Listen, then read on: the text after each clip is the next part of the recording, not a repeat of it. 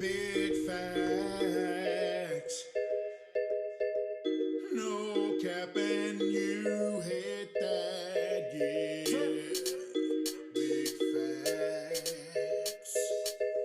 No cap and you hate that. Big facts. Big facts, I'ma only tell the truth, no cap, and you hate that. I'm 100 proof, keep it real, no rat, stay strapped, double tap, let me draw a map, case you wanna test that. I'm a redneck, cracker ass country pimp. I got my seat lean back, walking with a limp. Square body in the drive, heater on my hip. Kentucky clear in my jaw, let me take a sip. Skull ring in the seat of my blue jeans. Flat top on the wall, hanging next to me. I just wanna make music, it's my therapy. But I use a hollow point, both till do the surgery. You don't wanna cross me unless you want your life changed. To show respect if you show less, I'll leave you scatterbrained. I stand up for me and mine is ride or die thing. Put me on Front Street, you'll probably get your veins drained. Big facts, I'ma only tell the truth, no cap, and you hate that. I'm 100 proof, keep it real, no rat, stay strapped, double tap, let me draw a map, case you wanna test that. Big facts, I'ma only tell the truth, no cap, and you hate that. I'm 100 proof, keep it real, no rat, stay strapped, double tap, let me draw a map, case you wanna test that. Gotta keep my circle cinched tight like the noose around the neck of all the haters scheming cause I'm letting loose. They may try me but they can't deny me all the things I've worked for, prayed for, climbing cause I got the juice. I'm a no dog learning new tricks in the sticks, gaining clicks, a little funk country in the mix.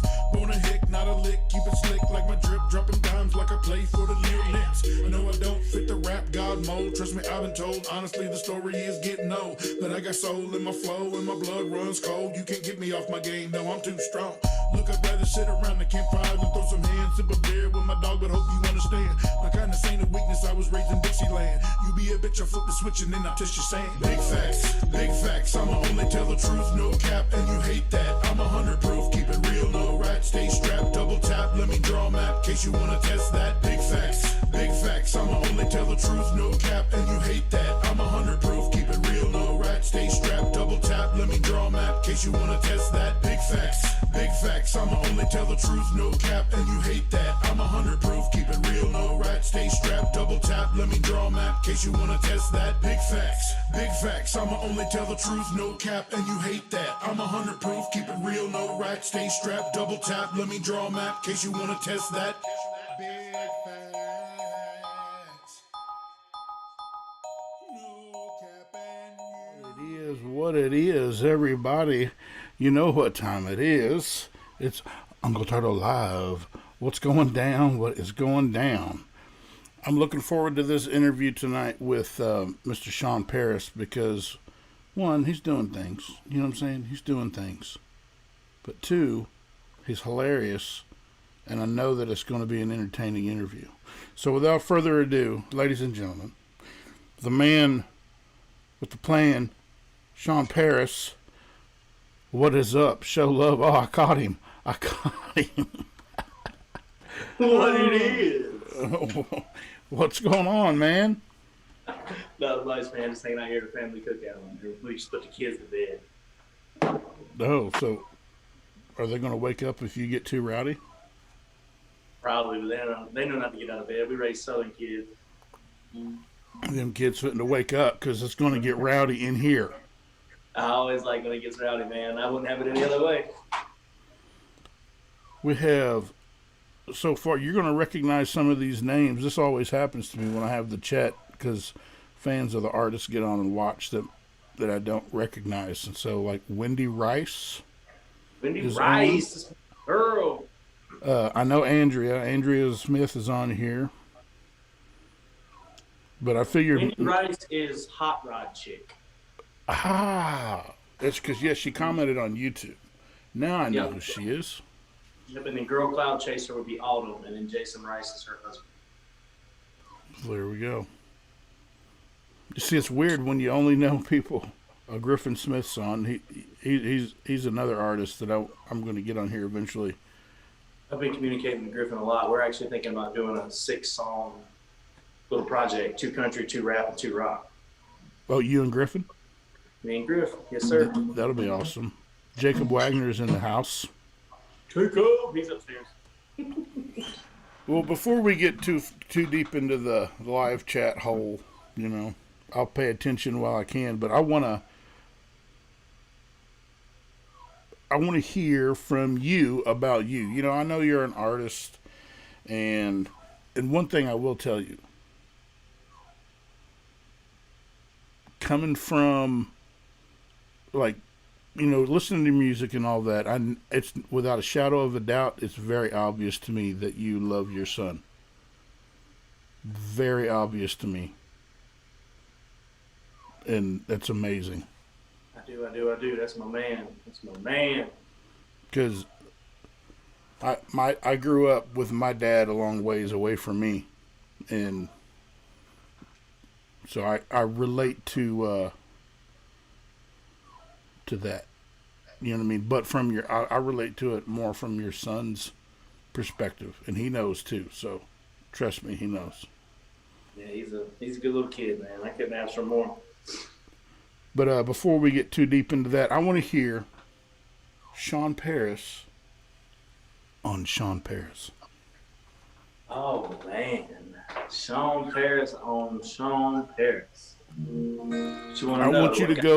I want you to go so personal. Like, stop when you get to that point where you're like, I probably shouldn't be saying this. Go just a little bit farther, and then it'll be good, dude. Like, it'll be the greatest content ever. You're trying to learn all about me, man. I guess the Shawn Paris, where it originated. I was a jock growing up. Played sports. I didn't sing. I couldn't sing. If I would open my mouth to sing, people would leave the freaking room.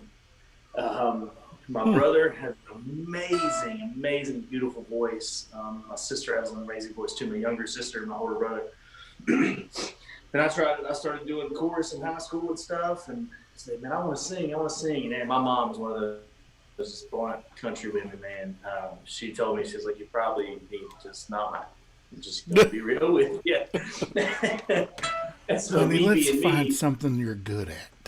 Yeah, let's stay playing 3 sports in high school and college. Let's do this. You're an athlete.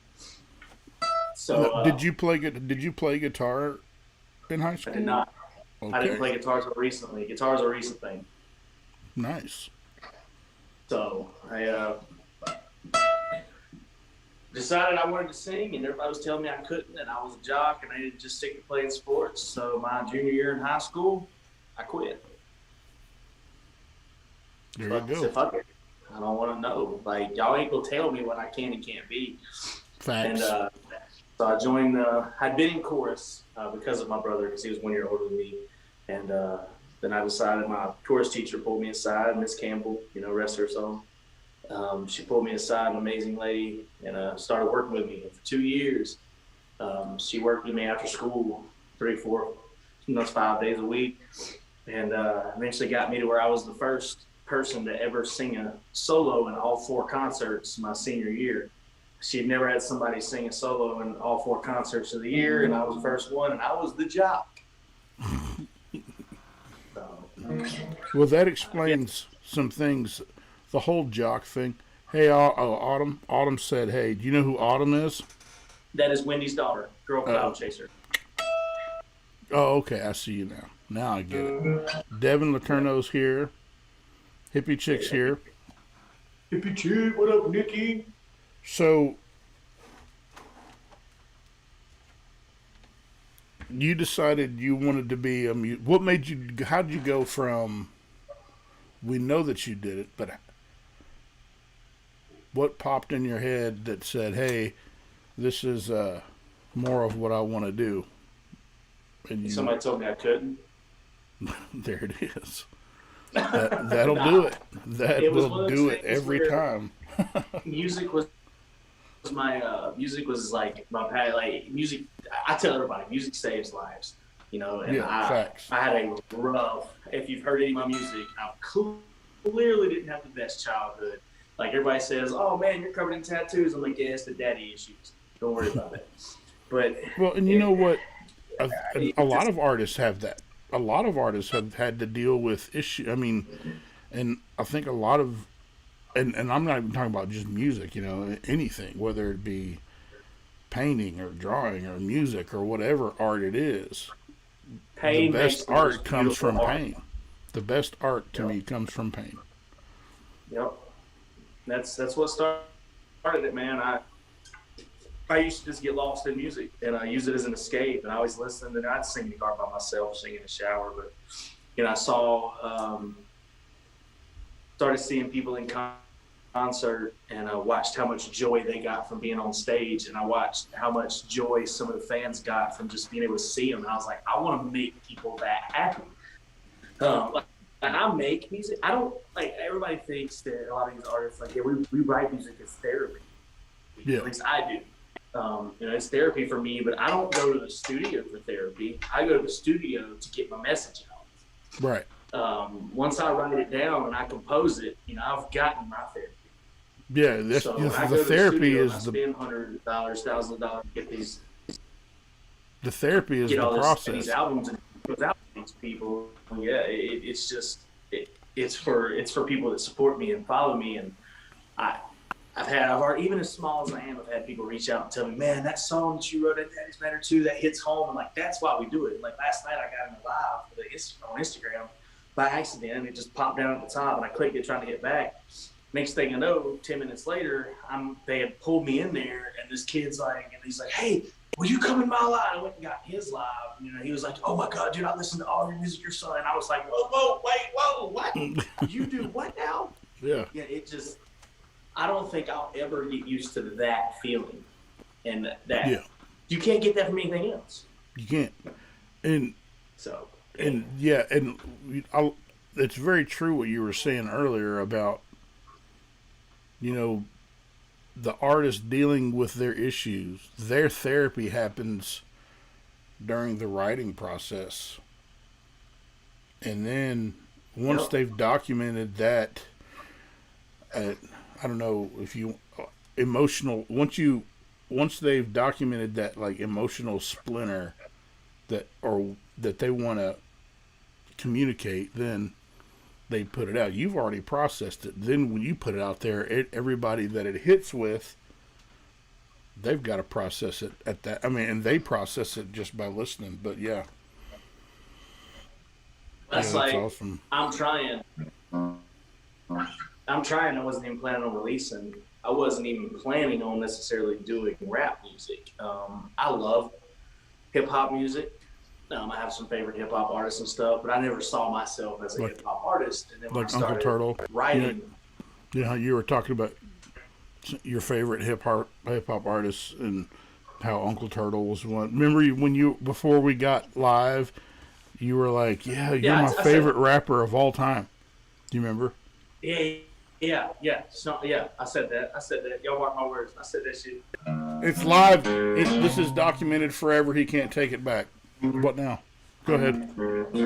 Can't take it back, bro. I'm tired of that shit. I do love your music, bro. I do enjoy. I do rock with some music. Yeah, I appreciate it. I really love. I don't know if you use it. The stuff you're doing with Cloud9 is so different than what you were doing when I originally found you. It's awesome. I appreciate it, man. People tell me that, like, they found me because of Daddy's Matter 2 or Meet Me in Tennessee, right. or I'm Crying, and then now I'm doing R&B. Right. Right. But I'm also in the studio this week when I recorded 3 R&B songs to go on an EP that I got coming out in a couple weeks.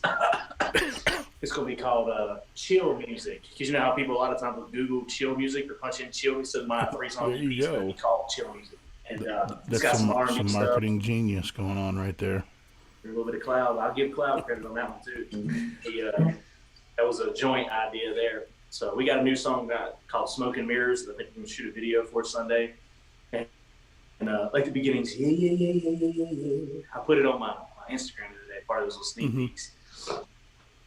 And but I've also, the same day I was recording all that, I also put down the acoustic and the vocal tracks for 2 of my country songs. So, I'm still doing it all. Once I get where I'm doing music full time. I was gonna ask you that, like, what you were doing with Cloud9 has the R&B feel and stuff like that. But I was gonna ask you, are you gonna do any more just of your pretty much straight country stuff, or Yep. you never know when an artist changes their sound for a project. Is that an evolution thing, or is it It's a just growth thing for me. right?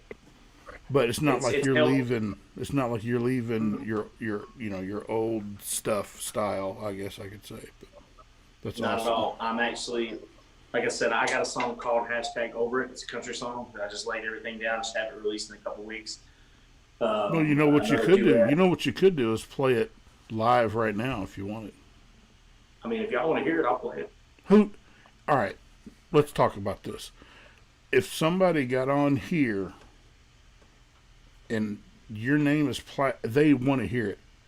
Who's not going to get on? Who's going to get on here? Watch you. I don't matter. And not want to hear this song. Like that. They're not got here. you. Yeah. I may be the eye candy of the situation, but you know what I'm saying. These people are here to. These people are here to see you, bro. They want to hear you. So if you have a new song, and I don't want to press you into it, bro. But I would love for you to play it live right now. You see me holding it. How's the sound?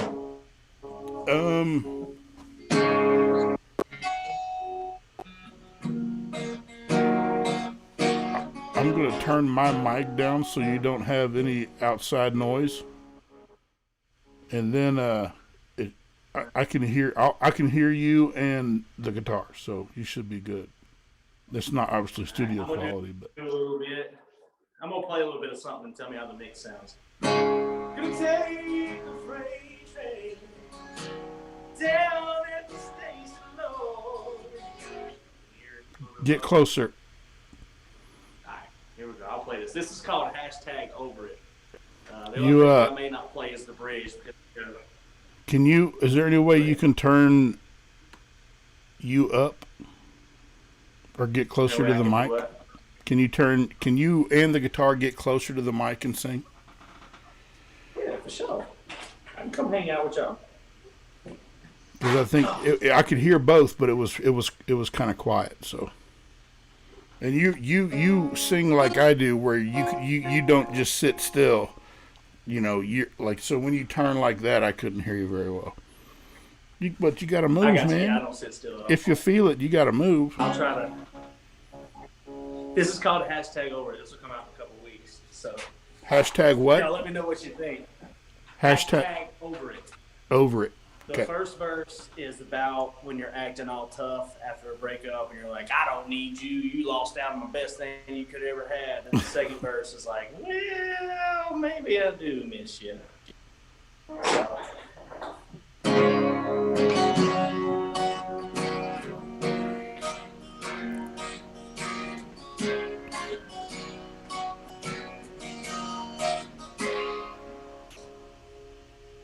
I don't want to come off as if I don't have a clue.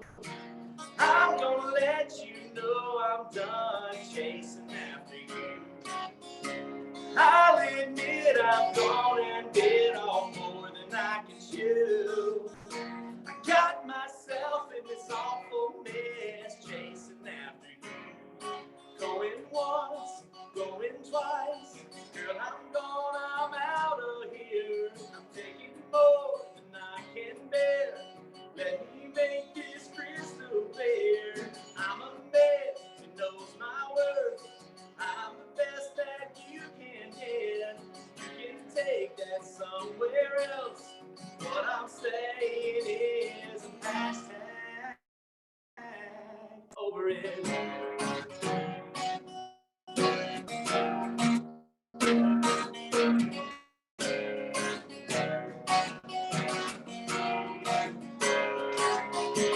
Come home late from work, ain't got nobody I can call. Checking my cell, my text, I guess I'm crazy after all. Looking back now, I can't believe how hard she made me fall. I can't get her off my mind, my back's against the wall. goes off, it ain't you. I don't know what else to do. Living life day by day. So much more I've left to say. I cry inside and you can't see. I'm trying my best to forget. Sleepless nights without you by my side. Now I'm telling you, hashtag over it.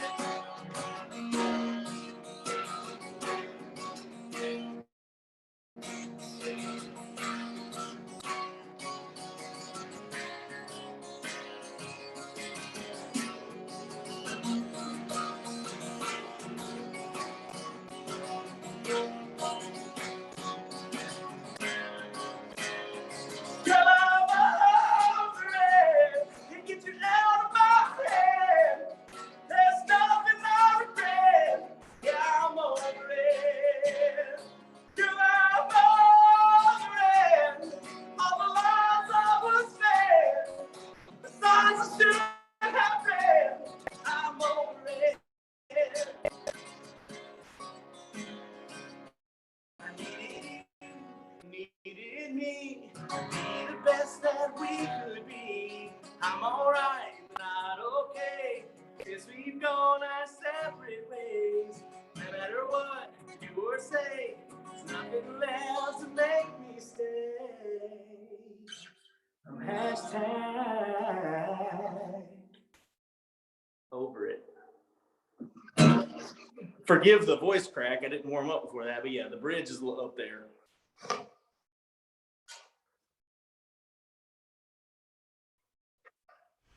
So there is obviously a story behind that one. Aha, yeah, there's a story behind all my music. And see, this is where, as an artist, sometimes it sucks that this happens. But when you play a song for somebody, and then they get it, then they want to hear the story. Tell us the story, Shawn Paris. Tell us the story. I'm not gonna name drop. No, you don't get that from me. No, yeah, don't use names. Just tell the story. There was a girl, my girl Brandy, that sings all my harmony and stuff. There's a video of her on my YouTube singing "I'll Be With Me" or something. But she's in the writing room with me on a lot of these country songs. Yeah, she does the harmony and stuff. She's great with finding melodies. Just an amazing lady. She came to me with this idea because she was like over traffic or something. She was like, I'm just hashtag over it. She's messing because she's like 45 or something, 42. She's in her 40s and she's got a 17 or 18-year-old, 16-year-old son, something. So he's all hip and like, she gets so frustrated when he's like, I bet, mom. Like, it's just, so she was like, I'm just hashtag over it. And so when she got there, we had this idea, and I come home, wait from work, and got nobody I can call. That's when you break up with somebody, and you're like, I'm fucking done with it. I'm done with you. I'm good. And then that's just what you do for the public. And like this girl, right before I dropped, she was actually at the January 2nd, which was the premiere where I dropped Daddy's Matter 2 to YouTube. Or maybe it wasn't. That was the day it dropped to iTunes. Anyway. But that was one of the last times I saw her. But we started hanging out. Beautiful girl, I'll give her that. A lot of fun, just super country, just great mom. Had three little girls. I don't. That doesn't bother me at all. Right. I love kids. I have a kid too. Things are going great. She was a sweetheart. She's one of those that like everybody was always just trying to do the nasty with her because she was just absolutely gorgeous. And I treated her with respect and wanted to treat her like somebody. And I personally think that scared her when you're so used to being treated one way and somebody treats you different. To this day, we're fine. Like, I don't like the way it worked out. She ghosted on some dumb shit, and then she later called, cried, and apologized. And I was like, look, I'm sorry. You only get one chance to ghost me, and I'm out. Like, that's like ghosting, cheating, or lying. Like, I'm done with you at that point. You don't respect me as a human if you'll do that. Yeah. I get things happen, but no call, no show. And then, you understand Snapchat, you're twerking on a bar with a bunch of other dudes around. I mean, that's cool. That's what you want to do. I'd have been like, yo, do your thing. But just let me know. Let me know. Just let me know. That's it. And that's it. And then when I didn't flip out on her, I think that scared her even more. Because, she expected me to yell and shit. And I was like, nah, you're good.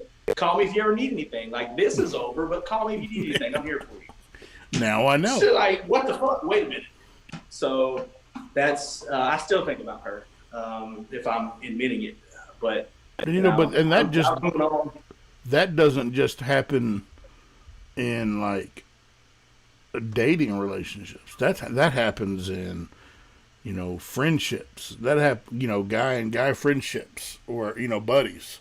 That happens in the music business. That happens. It's everything. Yeah, it's shady. And yeah, I don't do shade trees, bro. I got plenty of those in my backyard. And it's just about communication at that point. Do you respect me enough to communicate with me or not? Because if you don't, then I'm not going to waste my time. Exactly. If you don't respect me enough to let me know what's going on, I got ghosted this week by somebody that was at my house 2 days, like 2 out of 3 days, with a friend. We were all just kind of. I don't let a lot of people in my house. Like, I'm very very proud of where I live. Well, you got a trampoline in the kitchen. Sitting here. If you have a trampoline in the kitchen, kids, you don't get. You have to be picky who you let in. Exactly, man. This is like an amusement. This is an amusement park, bitch. You should have a ticket. Oh, exactly. And then you must be this tall to ride this ride. Oh Lord! You're looking for somebody to break my son's trampoline in, if anybody out there is interested. Oh, well, we're supposed to be breaking in with this chick. This is perfect. This is a perfect segue into where I was wanting to go. I've got it. No, because we were talking about your son, and you're talking about breaking in the trampoline. I got questions on a couple things that I'm about to show you, but I'm gonna have to put a chew in before we get into this, because this is going to be fun. I might pick up smoking. Yep. Nah, it's. I'm about. You know how they say things when you put them on the internet, they're there. They're there forever. And the cool thing about Instagram is you can post something on your page and it'll just stay there, and then you forget about it. And I got something on my page I forgot about. I don't know if you forgot about it or not. But I did go, I wanted to do my due diligence and research for tonight. Then I came across some things that I just thought maybe we could talk about. Like, shit. Hold on. You got to tell me. About to pull my Instagram up. You got to tell me what. No, I'm putting it up here. Oh, for everybody to see? Yeah. Oh, that was taken in my kitchen. I made that. Okay. Let me ask my questions. You are way too happy in that second picture, dude. You are like, you look like I'm not. You're like, I'm not Thor, but I'm pretty damn close. I forget exactly what the comment said, the caption, but it should say something, I think, about my mom taking the picture. Because, I was walking through the kitchen, Your mom. And I've been fat, like extremely obese growing up. And then I decided to lose weight, and that's what I ended up looking like. And so, I was walking to the kitchen, and it was one of the first times I'd see my mom, because she lived at the beach in 3 months, and she hadn't seen the transformation yet. And so, I come walking out of the laundry room. She said, "Oh my God!" I was like, "Wow!" I was just messing with her. She said, "I gotta see a picture of this. I can't believe this." I was like, "You better send that to me." So that's where that came from. But you gotta admit, bro, that 35-day transformation right there. I'm not trying to be weird, but hey, I think it's the same day, and all you did was turn around and suck your gut in. Fuck no. You can't suck your gut in that far, bro. I'm just messing with you, but it does bring us. It does bring us to the. Let's see. I can do this without screwing it up. So there was one more, and I included the caption on this one because I was really confused. I hope it's some of my man crush Monday. Hey! Now I know you have a son, right? And the caption says, "Afternoon nap time with my little man." My beagle. But I don't see a son. I don't see a beagle there anywhere. So that was taken in a Snapchat and sent to a girl. And I tell everybody the reason I don't take that down is because I tell everybody I went through a douchebag phase. Because only douchebags take that picture. No, my favorite part is because there's nobody else in the picture. Like, it could have been your son laying there, and that would have made perfect sense. But I ain't have a son there. So when you say afternoon nap time with my little man, I kind of wonder what the hell you're talking about. My gay lover? No, well, that's not what I was thinking. But with my little man, it's nap time with my little man. Oh no, that's not a man. That thing's smaller than a man. Well, it said little man, That's my little toddler. But nah, yeah, that was when I sent that to a girl in a Snapchat because she Snapchatted me, trying to get me to come over. I was living at the beach at the time. I remember this vividly. Booty call. I talk about that picture. People bring that up a lot. She wanted the booty call. She did, and I've had points in my life, but that wasn't one. And so I just stared at it, and I was like, nap time. And so I ended up posting on my Instagram because she was like, "You're not really taking a nap." So I posted on my Instagram to back up my story. I didn't really take a nap. She was correct, but at least I covered my ass, man. So yeah, I get asked about that picture a lot. And there's a couple older ones where it's a picture of two of my good friends in their underwear, and they're both being dumb as shit. And I was like, "Man, Candy Monday," because I just don't give a shit what anybody thinks about it. And so people have told me you should delete that stuff. People gonna think you're gay. I'm like, if they think I'm gay, cool. Maybe they'll stay out of my inbox. Give a shit. I don't care. I don't get a gay brother. He's one of the coolest people I know. Who gives a shit? So, but yeah, that picture, I leave it up because I tell everybody, I'm like, I had a douchebag period in my life because only douchebags take pictures like that. Oh, that's a good one. And now I got a dad bod.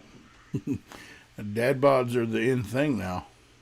I got a little bit left, but it's all still there. It's just covered in a layer of love.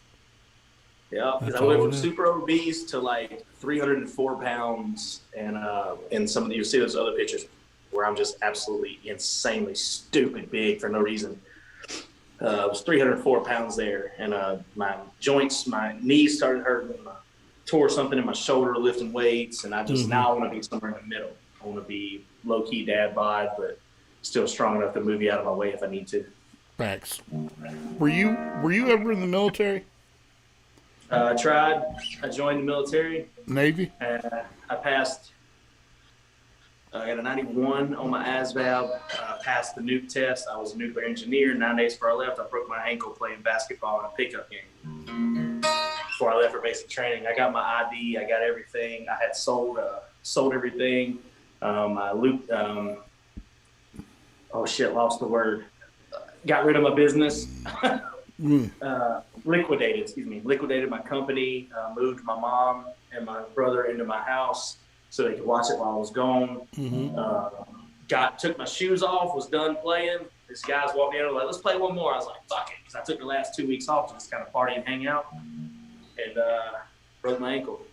Disgusting. And then when it healed back properly, I went back to get checked out and have a physical and all that, and my ankle wasn't healed properly, so I didn't get to go. And now you're here. If it would have been for that, I'd still be in. so y'all wouldn't know who I am. But yeah, I was intelligent enough to be a nuke in the Navy. There you go. A lot of people don't realize that about me, is I'm not just some idiot with tattoos that had no other option in life. He's not just all. He's not all looks, ladies and gentlemen. Come on, calm down with the beefcake shit. Jeez. Sometimes you guys make other. Sometimes if you make the host and feel inferior with all your muscle picks, you know, and then all the. I'm just messing. I don't. Yeah, I'm too old to care about that.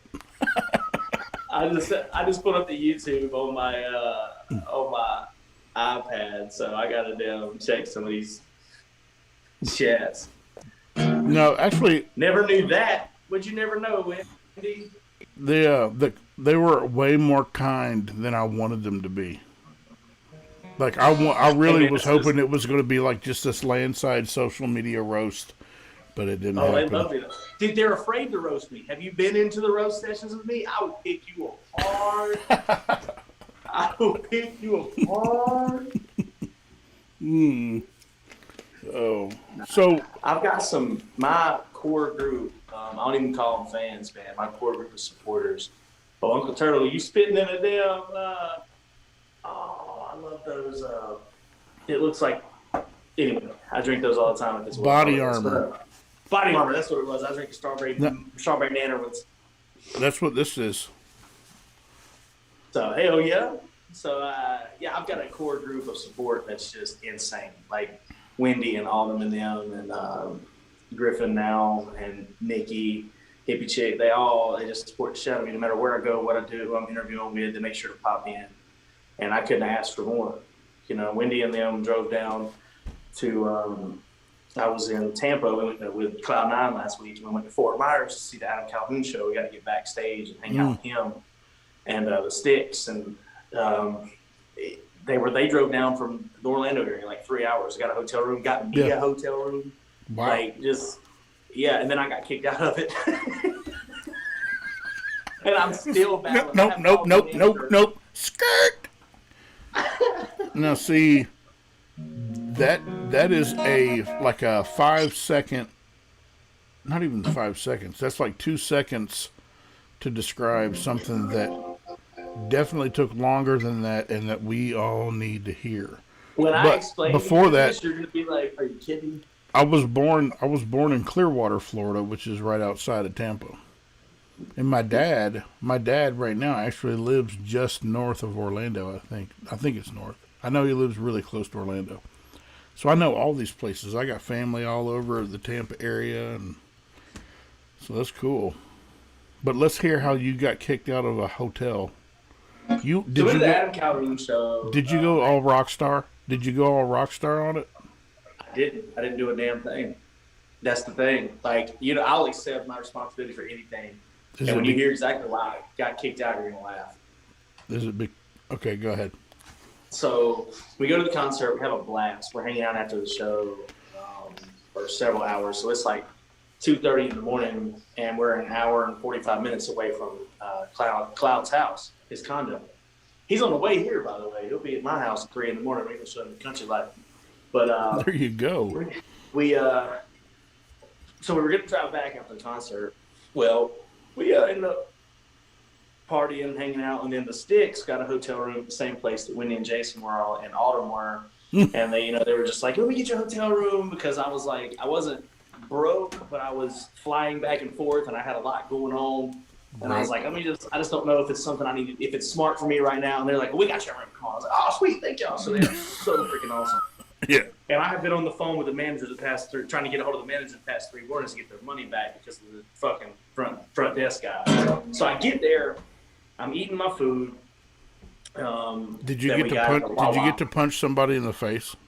I didn't punch anybody. I'm Damn like it. the nicest guy ever. I got kicked out for calling a dude out for being an asshole, literally. Okay, I didn't mean to interrupt. So, I want to hear it. I want to hear it all. So start from where you just left off. We get to the hotel room. Wendy Hansey, my key. We get in a hotel room. I'm eating my sub from the Wawa. And Cloud, of course, we stopped at the Wawa and we sat there for 15 minutes waiting on my stuff to cook and get to the hotel room. He's like, man, I'm hungry. I said, you motherfucker. So I gave him half my sub. So I'm sitting there about 3 in the morning. I tried for like 15 minutes at least to get the TV on. There wasn't a button to turn it on. The remote wouldn't work. I couldn't get the TV on. So I called the front desk. The guy says, front desk. And I said, yes, sir. Is there a trick? Literally word for word. I said, yes, sir. Is there a trick to getting this TV to come on?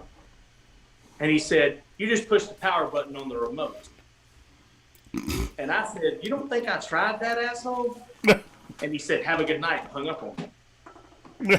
So I went up to the front desk. You know, you're locked out. Like I couldn't get in. Just talking through a window. And I said, hey, man, can I get somebody to fix my TV? Nice as I can be. And he said, are you from 129? And I said, yes, sir, I am. He said, you can have a nice night. I said, are you serious right now? Shit. And he said, did you call me an ass? Or he said, you called me an asshole. I said, that was an asshole thing to say. Facts. And he said, call me an asshole again. I said, that was just an asshole thing to say. He said, call me an asshole again. I'm going to come out there. And I said, you're a fucking asshole. And he called the cops. Because you called him an asshole? Because he asked me to call him an asshole, and I did. But I literally, on the phone, you can think about it. At 3 in the morning, I call you, and I didn't say, how do I get the TV on? I said, is there a trick to get this TV on? Clearly, I have tried to turn the fucking TV on. Well, you have the intelligence and the wherewithal to go to a hotel room and get in the room. Right. You have the intelligence to know that to turn on a normal TV, you hit the on-off button. And, and so the cops get there like an hour and a half later. I'm in my room about to sleep, and I asked the door. I said, yes, ma'am. And they said, we got a call that you were verbally assaulting the front desk.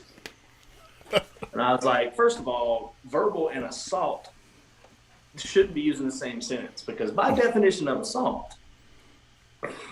But so I explained to her what was going on. She said, I figured something like that. That was like the 7th time they'd been called out there that night for something dumb because the front desk guy was just a miserable human being.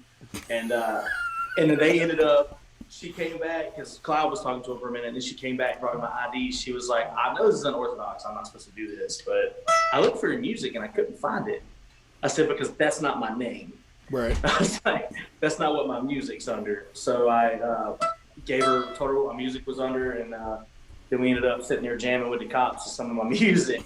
And they apologized, and she said, we can see clearly that you haven't caused any problems. Like, I was super calm. The way I spoke to them, I was just very respectful, matter of fact. I asked her, I said, go look at the cameras. It'll show you. And all I did was walk up there, and then 5 minutes later, I walked away. He was cussing me out from inside. And so she said, but unfortunately, this is private property. She said, so even if you don't do anything, even if they just decide they want to kick random hotel rooms, personally to me, it looked like homeboy was kicking people out and then like renting those rooms out for cash or some shit. Because if he could rent, because if he would kick somebody out of the room and somebody comes up looking for a room, you're like, I don't have anything available, but if you throw me $50 in cash, these people left early. Right. Boom, pocket money. So, it is what it is. I've been playing phone tag with the manager all week. Well, not really phone tag yet. Call me back. I guess they think if they just let it go, it'll go away. But if it was my money, they might do that. But this wasn't my money. So, Well, yeah. That's the story of me getting kicked out of the hotel. The nicest guy in the world. Like, I'm there with Cloud9. He's the nicest guy in the world, but he's not smart enough to hit the on-off button. But I'm not smart enough to turn the TV on. Oh, wow. That's still to this day. You push the on button on the remote. Bitch, I will slap you. Do you want to say what hotel it was so that people the know? Howard Johnson in Fort Myers, motherfucking Florida can kiss my ass. There you go. Hojo, you a hoe. Yeah, we had to stay there, and we needed to stay there. It was a cool place. Like, it was going to be chill because the Sticks stayed there. We were all hanging out. Like, we were planning on hanging out for a while. And Nice. I'll talk about Florida's not legal state, but like it was supposed to be a good time, because I commented on Senna's post the other day. I was like, hey, bro, man, it was really nice to meet y'all. Y'all are real, because they were, Senna and Joe were real ass motherfuckers. And of course, Senna replies back, yo, you too, fam. We gonna work soon. So, There you I guess go.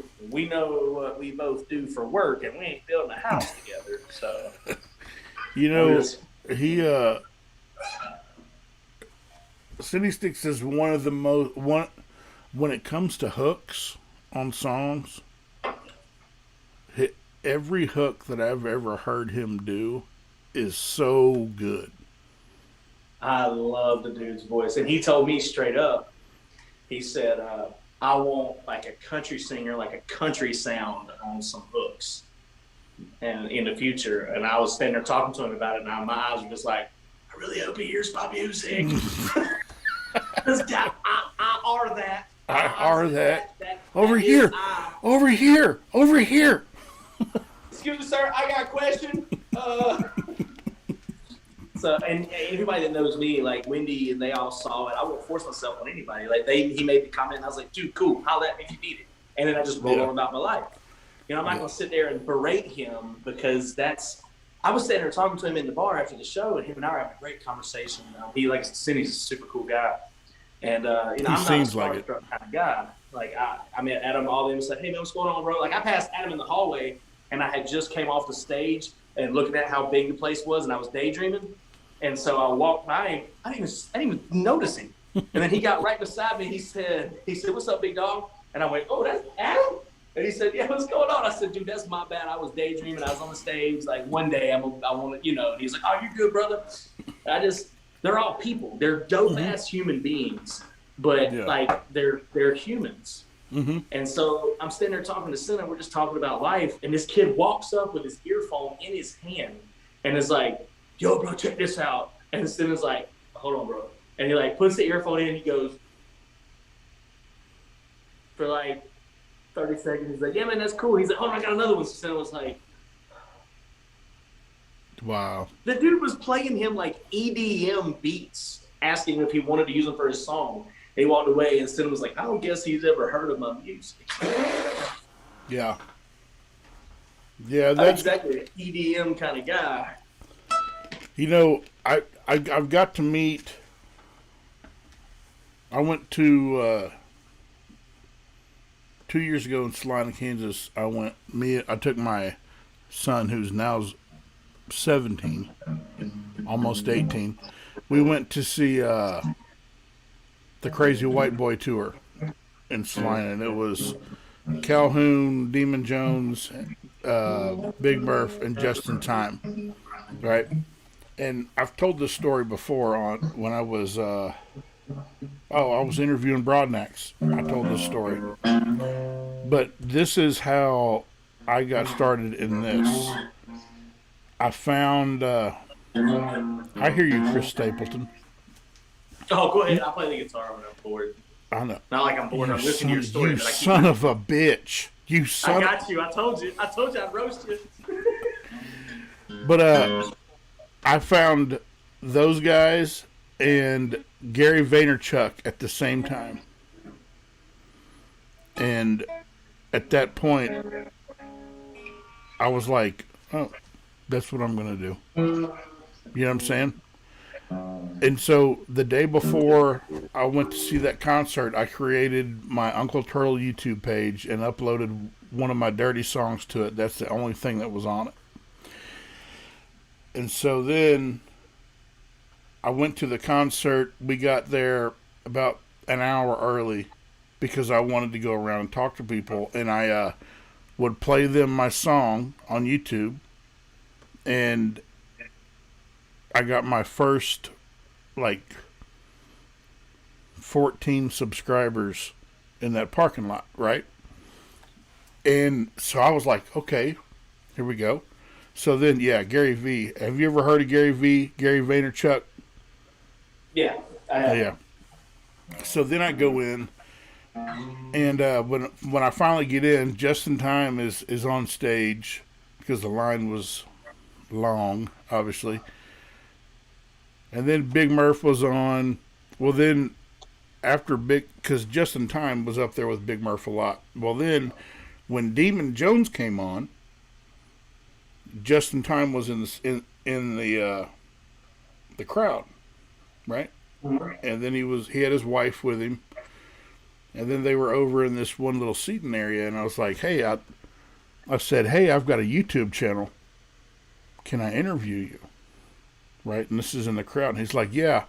Hold on, let's go back here. So then he took me to the side stage and handed, I don't know, one of the roadies my phone, and I just did like a 5 second, or not 5 second, but like, I don't know, it was 1 or 2 minutes. And I just took a chance. I didn't know if he was going to say yes or no. I didn't know how he was going to feel about it, but then I was like, I want to talk to people and put it out there, you know. I want to find people that I dig, and then, so I knew that was going to be a part of what I do as far as music, and I want to expose people to underground independent artists. And we need all the help we can get, man. Oh, for sure. That's the biggest thing is there are a ton of amazing artists that are independent that want to be independent, and they just don't have the resources to put their brand in front of people.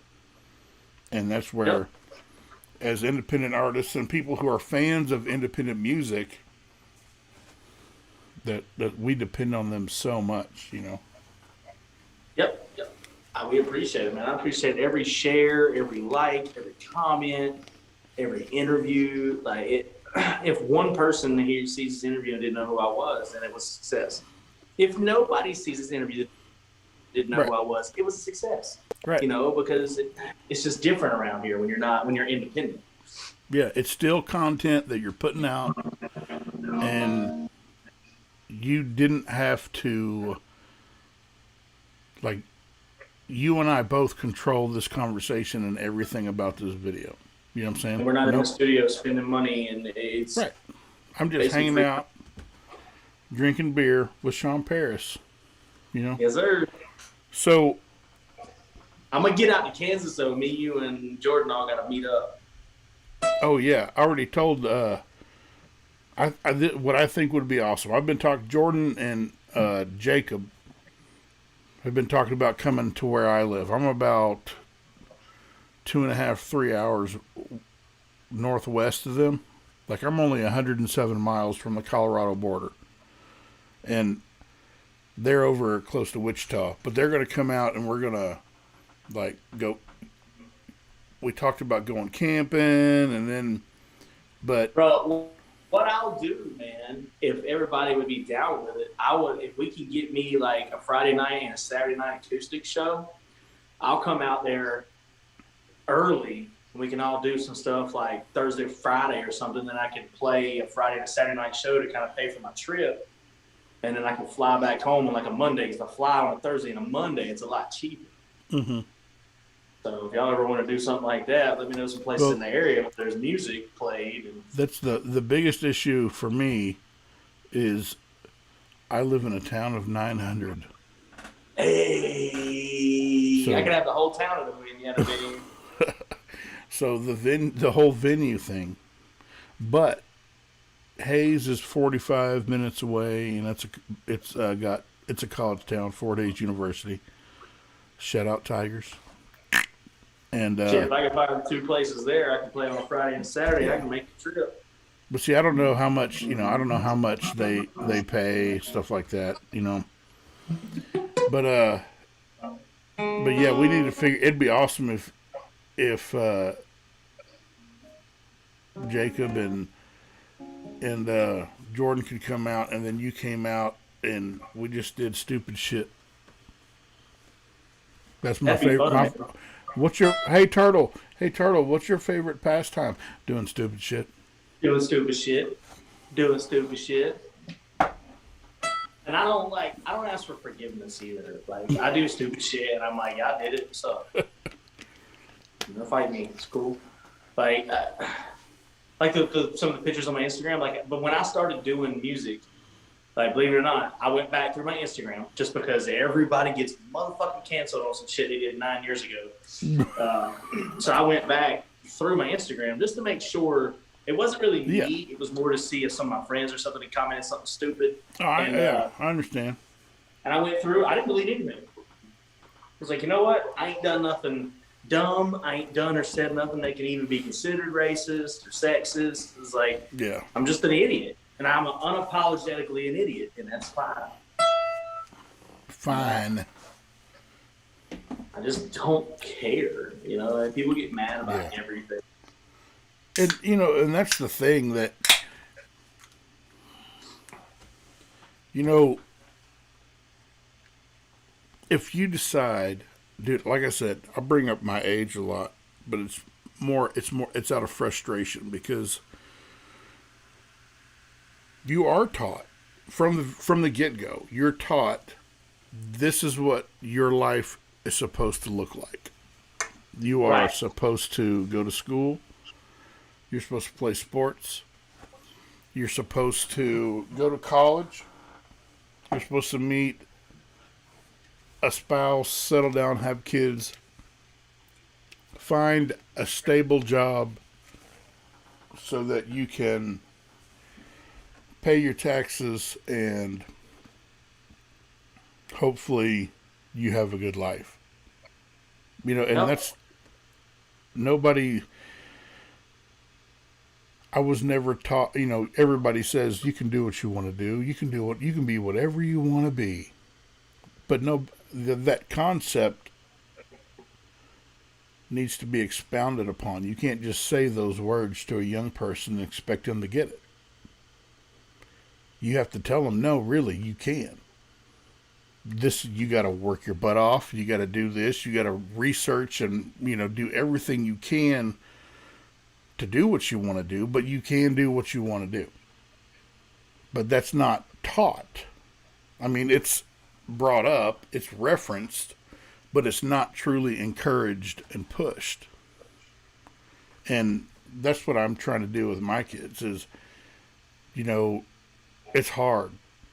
And I raise my son and I tell people there's a happy medium between the cookie cutter life you're supposed to live and you can be anything you set your mind to, because you don't have to live that cookie cutter life, but you can do anything you set your mind to is the biggest lie that we've ever told children. And that's what's happening to the country right now. Like Crystalia said, you could put your mind to it all you want, but if you want to shit out of your eyes, you just can't shit out of your eyes. It's going to come out your butt every time.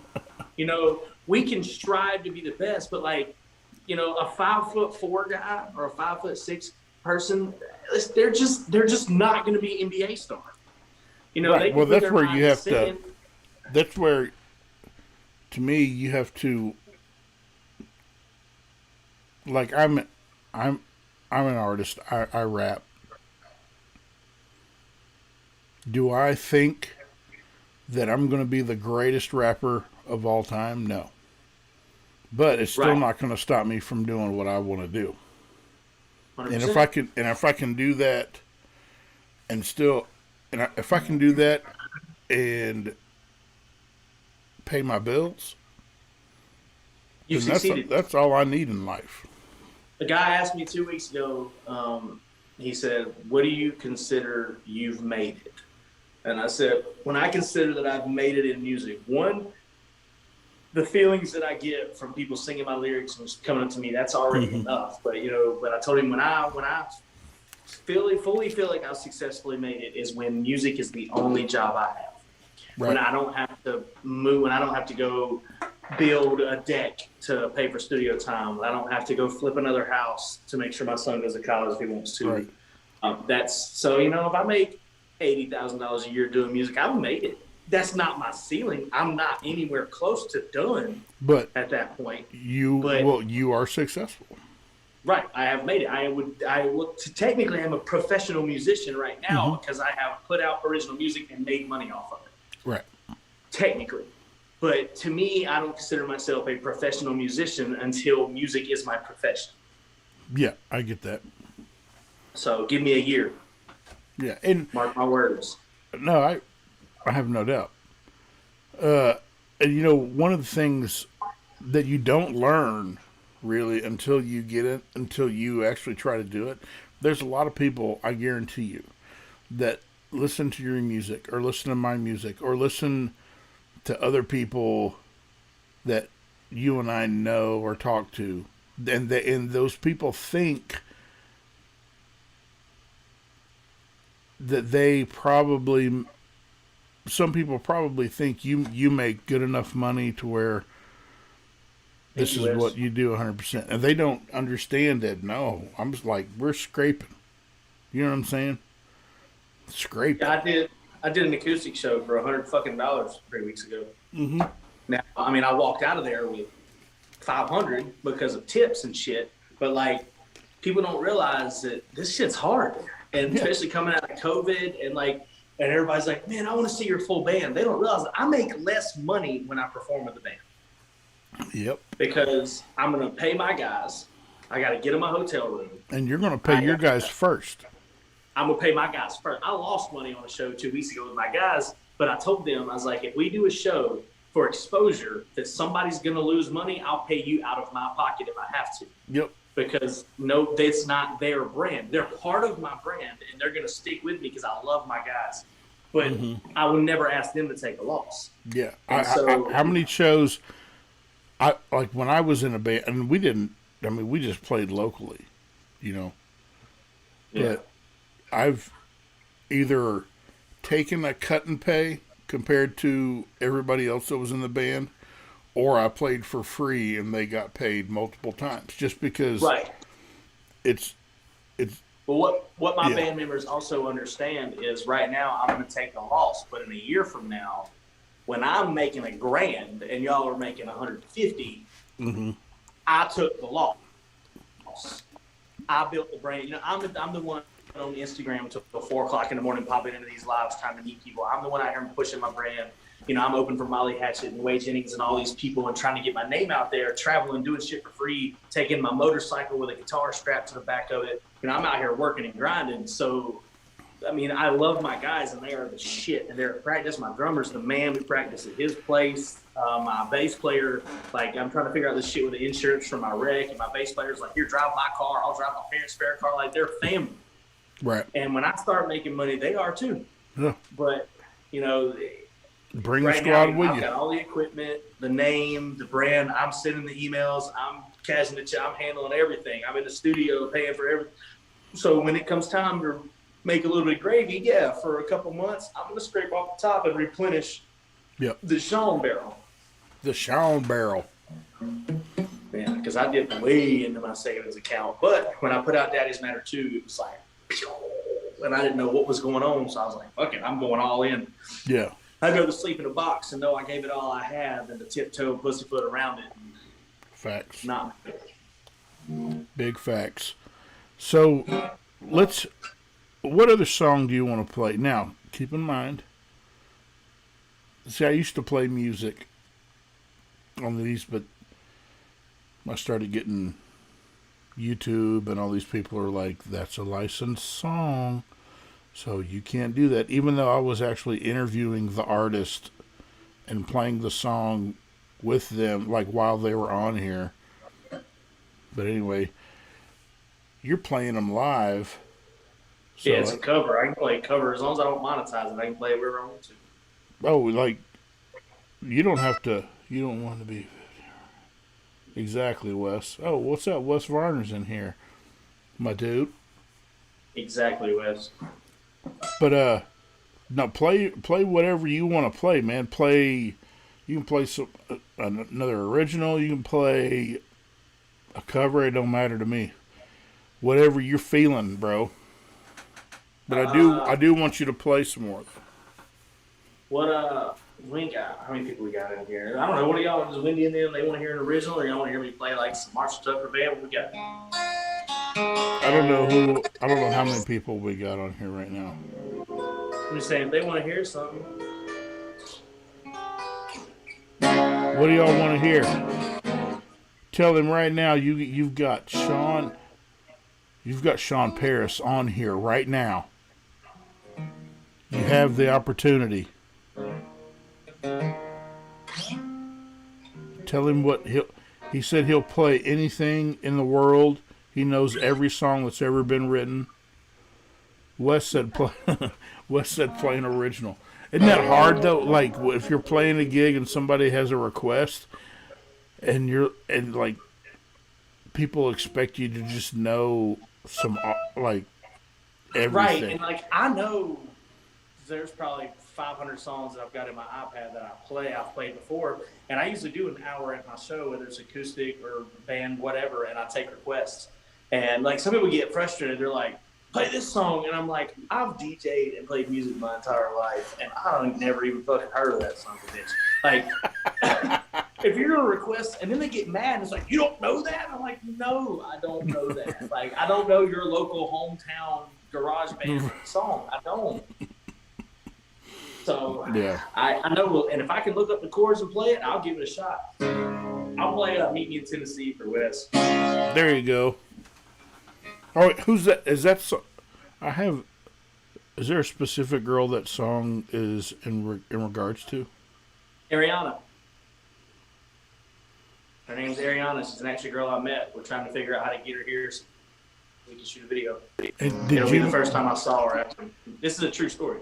And did you meet this girl in Nashville at an Upchurch concert? No, what happened was when, I don't know if you remember when Carly and Leroy went on that little tour before Christmas. Right. I was been supporting Leroy and Carly both, and we went to see them. I'll play it for you in just a second, Wes, once I tell a story about it. So I went down to Alabama and Georgia. They had two shows back to back, and we got to the one show because I always get shows early so I can get front row, and I'm front row at Cotton Eye Joe's every year for the Upchurch concert. The show love picture that's on my albums and stuff, that was taken right in front of DJ Cliffy's shit. And so I went down there, got there early, so we beat even the freaking staff there, and we were going to sit in the parking lot and just drink beer and hang out, and they said, oh, y'all can come on in. They thought we were with the band. So I was and like, you're like, arguing with you. Don't say anything. Don't say anything. Let's just. Yeah. So we're just going in. Carly I don't know what's. Like, I don't know what's about to happen, but let's just go. Right. And I messaged them. I was like, they just let us in here, so. And they were like, well, you're not supposed to be in there, but we don't care. Like, because at the time they hadn't met me yet, so I know they were thinking like, if these dudes here got here that early, well, they didn't realize we got there that early to check in. And we're going to take a nap. But we were all hyped up because, I had drank 2 Monsters to get me down there. So I was like, I'm not fucking sleeping. Let's go sit out front, And I took my guitar. I got a lot of fans sitting out front of the Upchurch concert playing my guitar. So, I was like, fuck it, let's go do it. And then, so once they met me, they were like, oh, okay, you're not like one of those creepy weirdos that's going to follow us home. And like, you don't have a pressure cooker and a backpack. Right. So we went to the show the next night. And the next day, after that show the next night, Carly invited us out. So me and Jacob went and hung out with them after, and Hayden Kaufman. We all went out together, and they treated us super nice. And that's when I realized again, I was like, man, I can do this independent shit. Yeah. And because people are nice, they want to be. So I went out with them, and they were like, yeah, y'all should come to Nashville because it was whatever weekend. I think it was right before Christmas. So me and Jacob had the whole next week off. I didn't have to be home till Tuesday to get my little man. So I was like, fuck it, let's go to Nashville. So I went to Nashville for a night, and then and they had told us, we'd probably see y'all for a minute, but, we've got family coming into town, so we went to Nashville, whatever. We went out to the Kid Rock, rocking whatever, and I walk in, and there's 2 empty seats right at the bar on the second floor, right in the middle, like perfect seats. I was like, there's nobody sitting there. And I looked at Jacob, I was like, there's no way nobody's sitting here. And plus the girl that's sitting right there beside it is fucking drop dead gorgeous. I was like, so somebody's got to be sitting there. So Jacob, being the best wingman in the world, he walks right up and sits down and leaves the seat beside her. And because Jacob told me, he was like, dude, we all know. Like, if you get to know Jacob, he's like, you're the pretty one. He said, but Jacob's personality, he's one of the best dudes in the world. So I think he's cute as a button, but that's just my opinion. And so I sit down beside her. We sit there for like 10 minutes, and I'll turn around at the bar, and she's turning around getting her to order a drink. I look at Jacob. I was like, "You want a shot?" And he was like, "Nah, I'm good." I said, "You son, man, don't be a puss." Over her, I said, "He won't take a shot. You take one." And she said, "Only if it's Jack Daniels." And I said, fuck it, we're in Tennessee, right? And in the line, it says, asked if I had to give it a shot, asked if she'd do one. She said Jack D. I said, it's Tennessee, hell, why not? Like, that's literally the first thing ever said to me. So there you go. And the rest of the song's true, and she's supposed to come into town, and we're going to shoot a music video. So she's an artist also? Hey, Winnie wants to hear I'm trying. Ooh, I don't know if I can play it. I'm trying. That's a rap song, girl. I didn't. If I'd known, I'd have memorized it. In Tennessee. Get after it. Do what? I said if you were going to do a rap song if you want. I might have to.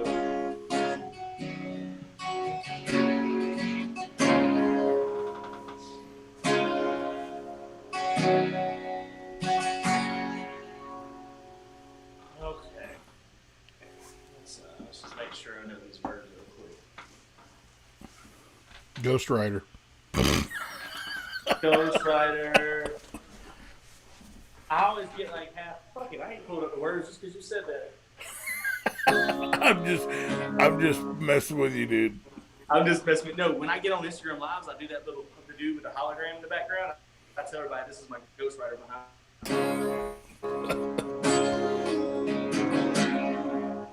Left lane from Carolina, Georgia to Tennessee, chasing Leroy and Carly Rogers, my best friend was Chevy and me. It all fell right when her eyes met mine in the shine of the neon light. I was California dreaming on the Nashville Strip at night. I knew right then and I knew right there, this has gotta happen and go somewhere. It ain't gotta happen here and now, but it's gotta be. I met her in Tennessee. Tennessee, you and me.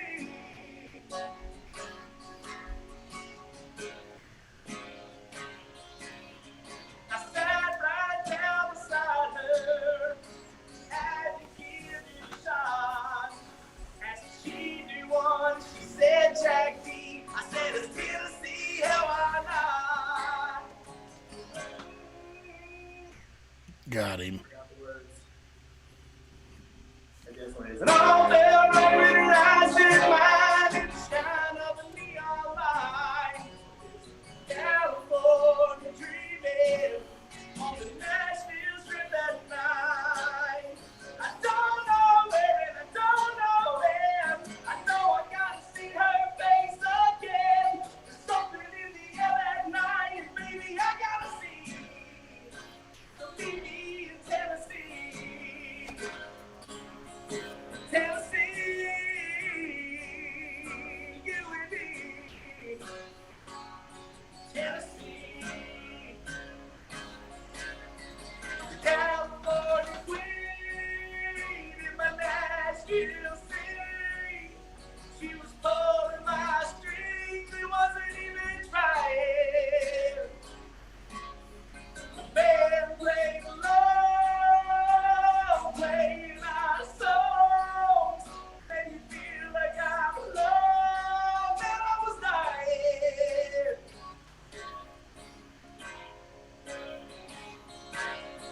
I knew right then and I knew right there, this has gotta happen and go somewhere. It ain't gotta happen here and now, but baby, it's gotta be.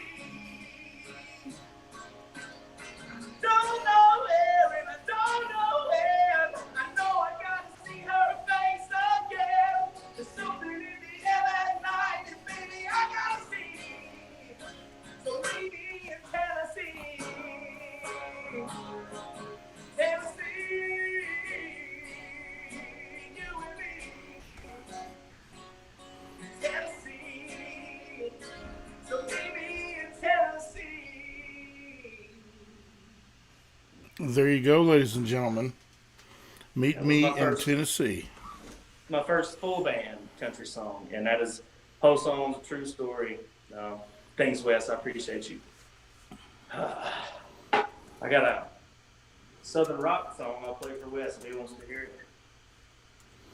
Oh, Have you heard you that already.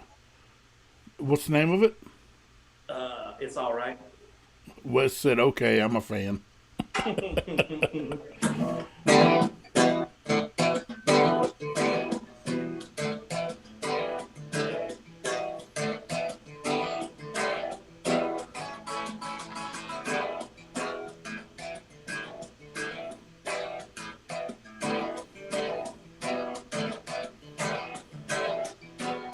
All over town, doing what I love. I thank the fans and the Lord above.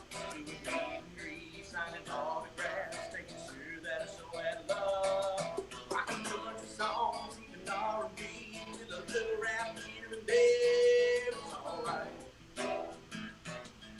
alright. Hanging out backstage and my nerves shot. The crowd begins to cheer. Clock starts to tick, stomach starts to turn. I know that the time is here. Then the lights come on and I hit that stage. The nerves they start to die. Then I strike that chord and sing my songs. Everything feels alright. It's alright, right, right, right, right.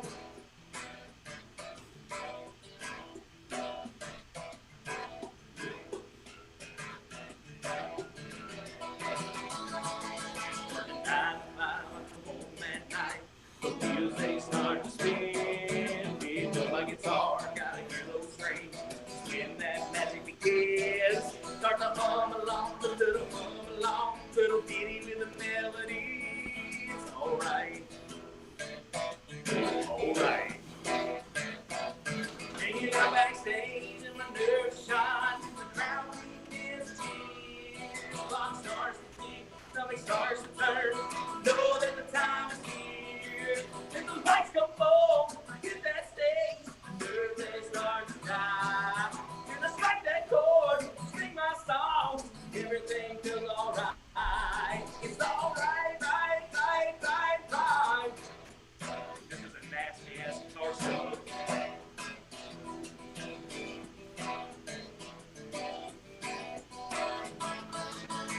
Like the things I do, feel the things I say. You can hate the way I talk, but you're still gonna hear my name. May not like the things I do, feel the things I say. You can hate the way I talk, but you're still gonna hear my name. Alright. When the lights come on, I hit that stage. The nerves they start to die. When I strike that chord, sing my song, everything feels alright. It's alright, right, right, right, right. Alright, right, right, right, right.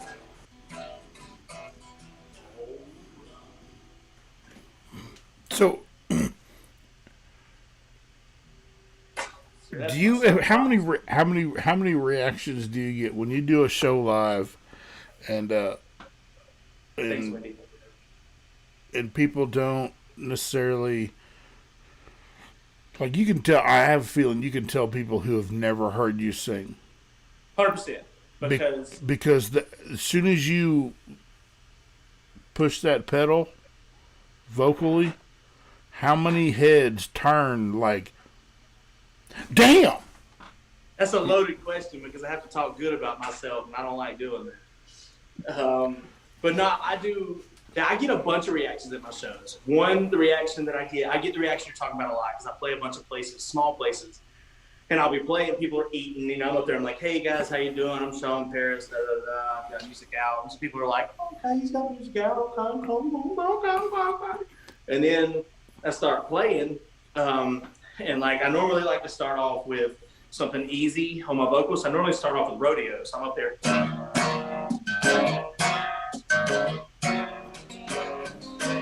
After cold and restless, wounds have almost healed. Leave half Texas, change the way you feel. Yes. Nah. His love's a tosser. enemies come through. And usually right there, people are like, hey, wait, hold the fuck up, time out, whoa, wait a minute. That's normally how long it takes. Yeah. And then I go into, and usually after that, I go into bottoms up.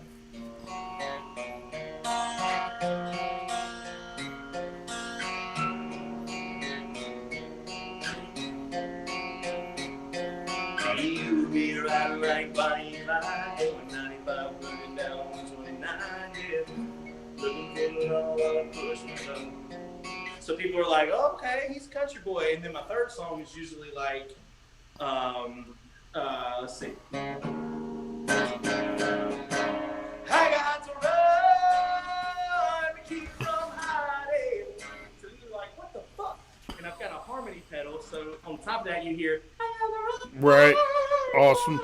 Dude, I wanted the harmony pedal so bad, but I never got one. To address what Wes is saying before I continue, if I had to pick one style of music, what would it be and why? That's a loaded question, but I will answer it to the best of my ability. I grew up on 90s country. I'm always going to be so 90s country is Southern Joe rock. Diffie. Joe, you got from Garth Brooks to Joe Diffie to Travis Tritt to Tracy Lawrence, then you got your Skinner and your Bon Jovis. So I would like to say if I had to pick one style, it would be what I would call country, but also I would have to throw what I just played at Southern Rock Field. That would be in the same category. Yeah. That's where if I had to only do one, that's what I would do. But I don't want to do that because I have so much fun doing the rap stuff.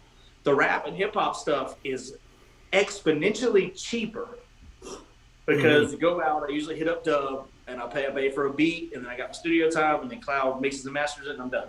You know, I can buy a beat, record the song, and just get it put out. But country, I have to write it, go in, I have to drop a rough track, send it to my drummer. Drummer comes in, lays down the drum beat, and I go in and lay down the acoustic and the basic vocals, and then bass player comes in, then the guitarist, then I come in with the keyboard if I need to at the end, and then I come back in and do all the vocals. So, I'm looking at $800-900 for a damn country song. Facts. That's where I'm looking at $300 for, I can put out an EP for that. I know, right? Yeah. So, yeah. Meet Me in Tennessee costs more money in itself than the Nice Guy EP, the whole thing. So, and I think that the, what's good? Look. Jordan said, I'm Sean's manager. Hey, wishes, bro. Hey, we were talking about you earlier, Jordan, you and Jacob and Sean, if we could all meet, and we would have to, for that meeting, we'd all have to meet like down by where they live. We'd have to get a hotel room in Wichita for a weekend and book you. If they'll book me some shows, if he'll get me a Friday and a Saturday night shows, I'll call him and talk to him about it. And then that'll pay for the hotel. So it'll be a blast. 2 days of just hanging out, filming what I'd content. What I'd like to do is I'm going to Taylorsville to the Tailgates and Tall Boys. And Leroy says he's pulling me on stage because my birthday is that 29th, which is the first day. Oh, there you go. And so he said, "Boy, you're going on stage, bro." So whether that happens or not, I'm going up there. So my idea would be to either probably go up the weekend before and I can hang out with them. And then that week, I can get ready to go to Taylorsville. I can play some music in the area. I can go with them. Then I can go to Taylorsville and just make a big road trip out of it. Then my buddy Jacob can fly in on Thursday and I can pick him up because he can work until Thursday. But that's some phone calls and emails I'm going to start taking care of now. But yeah. Anyway. Yeah. Well, shit, that answered your question, Wes. Well, this is what always happens to me around an hour and a half into an interview and while I'm drinking beer. I know when it's time to interview because I have to pee. You got to go break the seal. And I'll play something while you're gone. Awesome. Ladies and gentlemen, please be entertained by the soothing sound of Shawn Paris. And I'll be back after I'm done draining the dragon.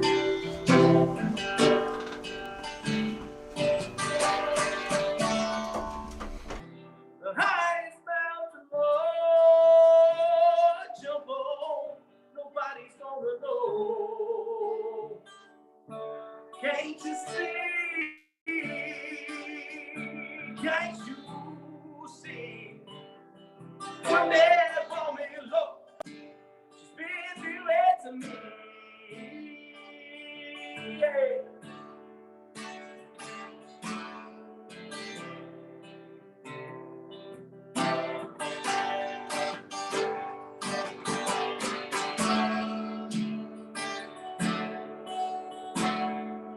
Don't find me a hole in the wall. Baby, I'm gonna crawl inside tonight. Oh, that lady, mean old woman, Lord, she never told me goodbye. Can't you see? Can't you see? What that woman, Lord, do it to me. Yeah, yeah. Whoa, whoa,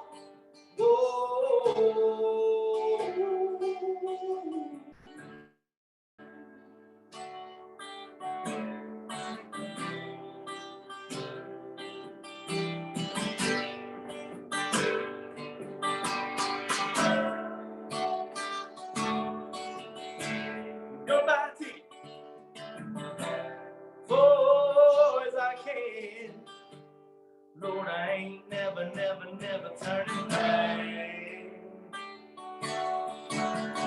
Take me south all the way to Georgia. Now, the train runs out of track. Can't you see? Can't you see? What they're going, Lord, still do it to me.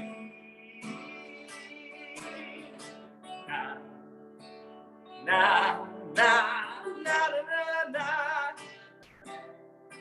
nah, nah, nah. Yeah, can't you see? Can't you see what they're going? Look, she's been doing to me. Yeah.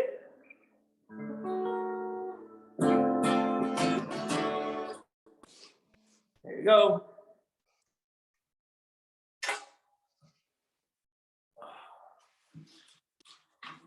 Oh, Turtle's back. Turtle's back. You're my cousin's house, and if they get it any hotter in here, I'm gonna need a bath. Turtle's back, bitch. Turtle's back, bitches. So, yeah, it was hot up here. Like, we had 4 or 5 inches of snow 2 days ago. Yeah, I know. Yeah, I got that woman weather. Never know what's going on. You don't even understand. But, so we had the heat on. Well, then it was cloudy yesterday, never got warm, so nobody really remembered the heat was on. And then today it got really warm, but the heat was still on. Nice. And not the air conditioning. And so I came up here to get stuff ready this afternoon, and it was like a freaking sauna in here. I had sweat coming from places I shouldn't have sweat coming from. I'm a fellow big boy. I know it. I know how it is. Man, I was like, we got to get this figured out because I've got Shawn Paris live tonight. I can't be perspiring all willy-nilly everywhere. Yeah. Got Andrea in the house. Hello. Andrea Smith. Andrea's pretty awesome. I actually got on her live the other day. For some reason, she couldn't get on mine. I went live on Instagram after my interview, and I wanted to go live with Andrea, but she couldn't get on mine, so then she went live, and I jumped on hers. Now that I got all these women in here, y'all find me a good girl. Oh, hold on. You got women. Hold on. There's all these women on here. Let's get the pics up. Let's get the pics up. Bam! Look at that. Look, him and his little man. Oh, man. Hey, ladies, he's single and ready to mingle. Hey, I ain't trying to mingle. I'm just trying to have a sugar mama that don't want no sugar. Look, Andrea said, what the hell? She's pulling up pictures from like 6-7 years ago, back when I was sexy. Andrea, you want me to send that to you, like on a DM or something? It depends. How cute is Andrea? We don't want to ruin my chances. Yeah, hey, Andrea she's an awesome girl. And she's cute. And she's cute. Oh, so she's awesome and cute? Awesome and cute. And how crazy are you, Andrew? She's taken. Story of my life. Now, I've been single for 4 years now. I ain't in no hurry, my mans. She's got to get to know me. I am totally a shit talker, just picking with you. No, trust me. Like she knows. Ask Mindy. I tell Jason all the time, if he ever lets Mindy go, she's mine. So I just talk shit. She's watched enough of my stuff that I can, and it hasn't left, so I can tell you that she gets that. Thank you for that intermission. What'd you play on the intermission? Why is Cloud9 calling me? I've told that guy I'll have an interview. Sorry, Cloud9. Come on, Cloud. Come on, Cloud9. I played Can't You See by Marshall Tucker Band.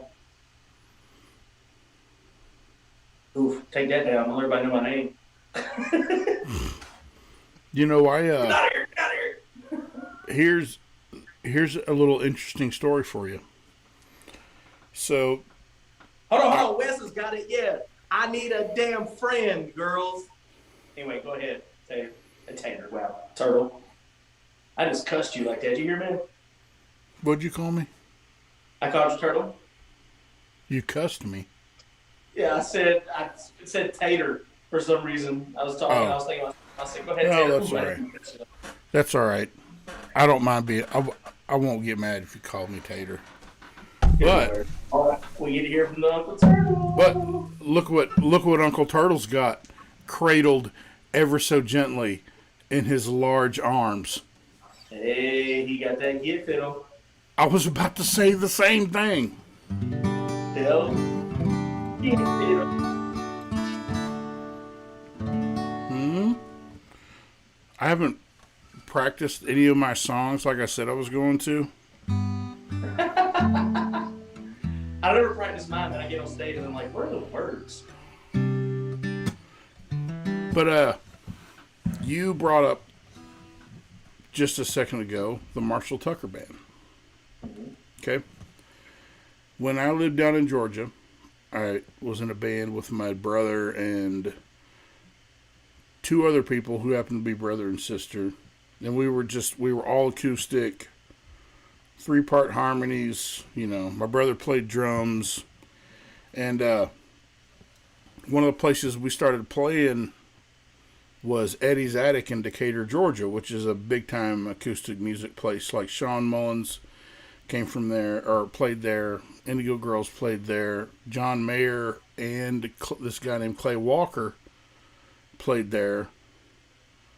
And so I got to know just a little bit. I got to know John Mayer when he was playing there. Yeah, it was awesome. And he had a buddy that my wife went to high school with named Clay Cook. And they were in a band together when I knew them called the Lo-Fi Masters. And it was just those two guys playing their guitar and singing. Both of them are ridiculous. obviously. And so then, I guess, I don't know if Columbia Records or what, whoever signed John Mayer was like, yeah, we want you, but not so much your buddy Clay. So he signed with them, and then Clay Walker went to California for a while and played, and then came back as a part of the Marshall Tucker Band. And then now he currently plays, or he's played in the Zac Brown Band for several years now. Oh, that's dope. I love that Zac Brown. This guy's a musical genius. This Clay Cook. You should look up his. If you look up Clay Cook on YouTube, I'm pretty sure there's some stuff by him. There's stuff out there by Clay Cook. He's an unbelievable artist. He did this one thing at Eddie's Attic after he was, I don't know if he was with Zac Brown or Marshall Tucker Band at the time. But he came back to Eddie's Attic and he had a piano, a drum set, a bass, and his guitar. And a loop pedal hooked up to all of it. And he went through, I'm not going to tell you what song it is because I want you to see it. But he laid down each track and then went through it live, playing all those, and you know, he played every instrument, put it on a loop pedal, and then put it all together and sang it live. That's it was so ridiculous. Dope. I've got a loop pedal, but I ain't never used it like that. It was ridiculous. And it's I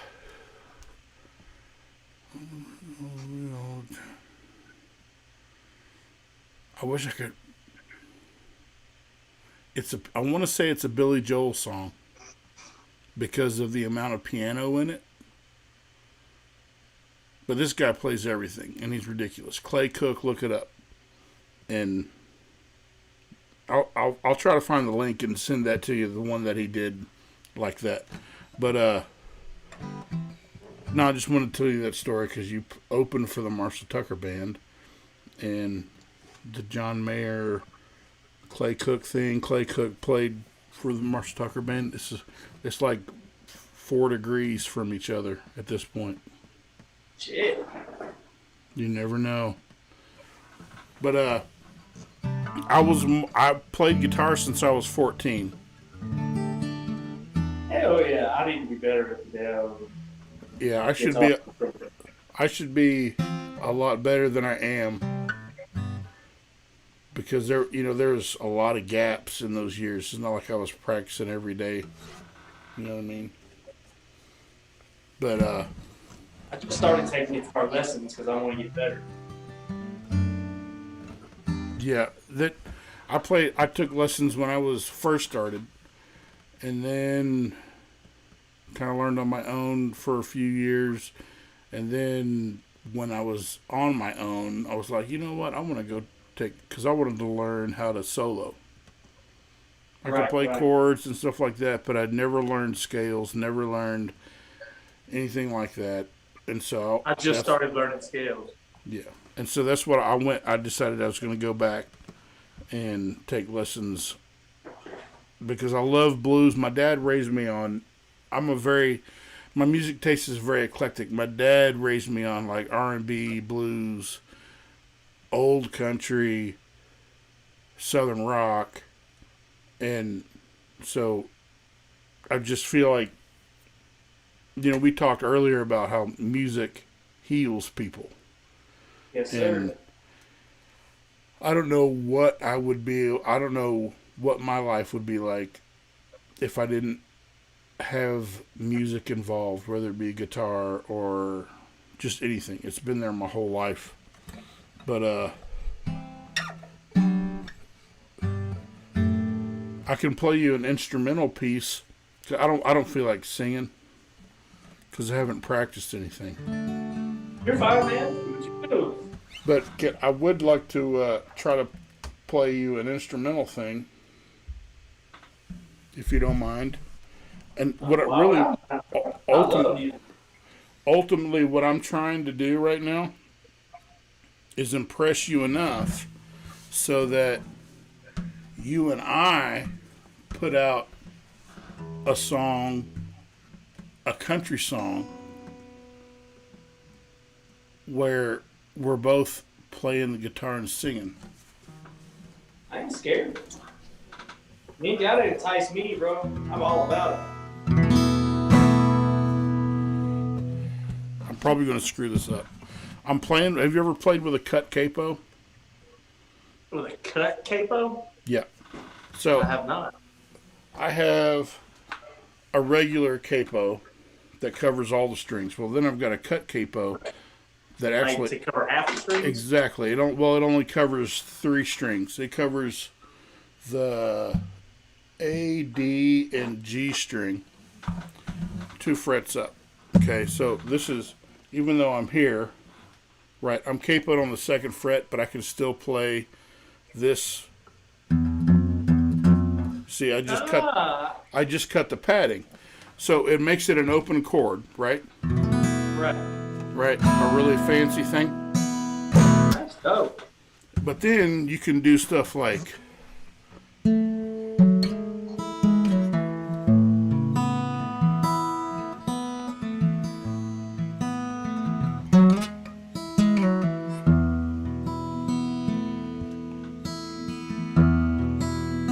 see what I'm saying? It makes it. Yeah, you can just play it however you want, and then figure out what notes sound good to change, and it changes the chord. You're you're always playing in some type of E chord, I think. But and then you can do like harmonics up here.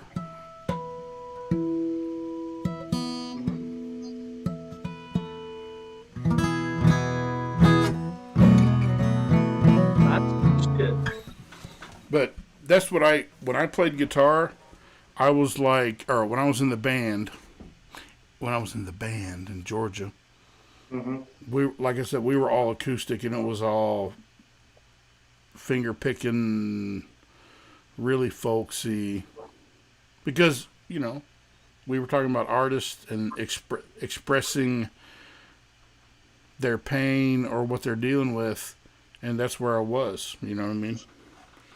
That's where I was in my life, and that was the best way for me to express it. And now I'm in a different place in my life, and so I express it differently. But I would love to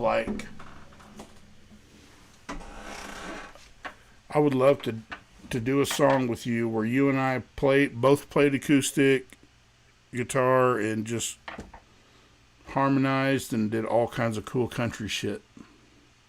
Because I don't really have anybody to do that with, So. Yeah, definitely. I am totally down with that. Don't be playing with my emotions, Shawn Paris. I don't play with people's emotions. You send me something, and I'm on it. All right. I'm not even like we're gonna co-write it together. Like it's not even gonna be written. Like we're gonna have conversations, and we're gonna be like, what are you dealing with right now, Turtle? And I'm gonna be like, well, Mr. Paris, this is what I'm dealing with. Can you relate to any of that? You'll be like, yeah, I relate to that. And then we're going to be like, oh, well, then let's change the game musically. And we'll be like, okay. Well, we can do it. I've got my full band here that I can record. If we want to do your guitar, my guitar, and then I can throw some drums and bass on it. We can do whatever we want to do, man. I think that would be awesome. All you got to do is send me your stems, and we'll throw it in. We'll do it. Do you guys hear that? Shawn Paris wants my stem cells. I want all the stems. Well, dude, I know you're at a family barbecue, and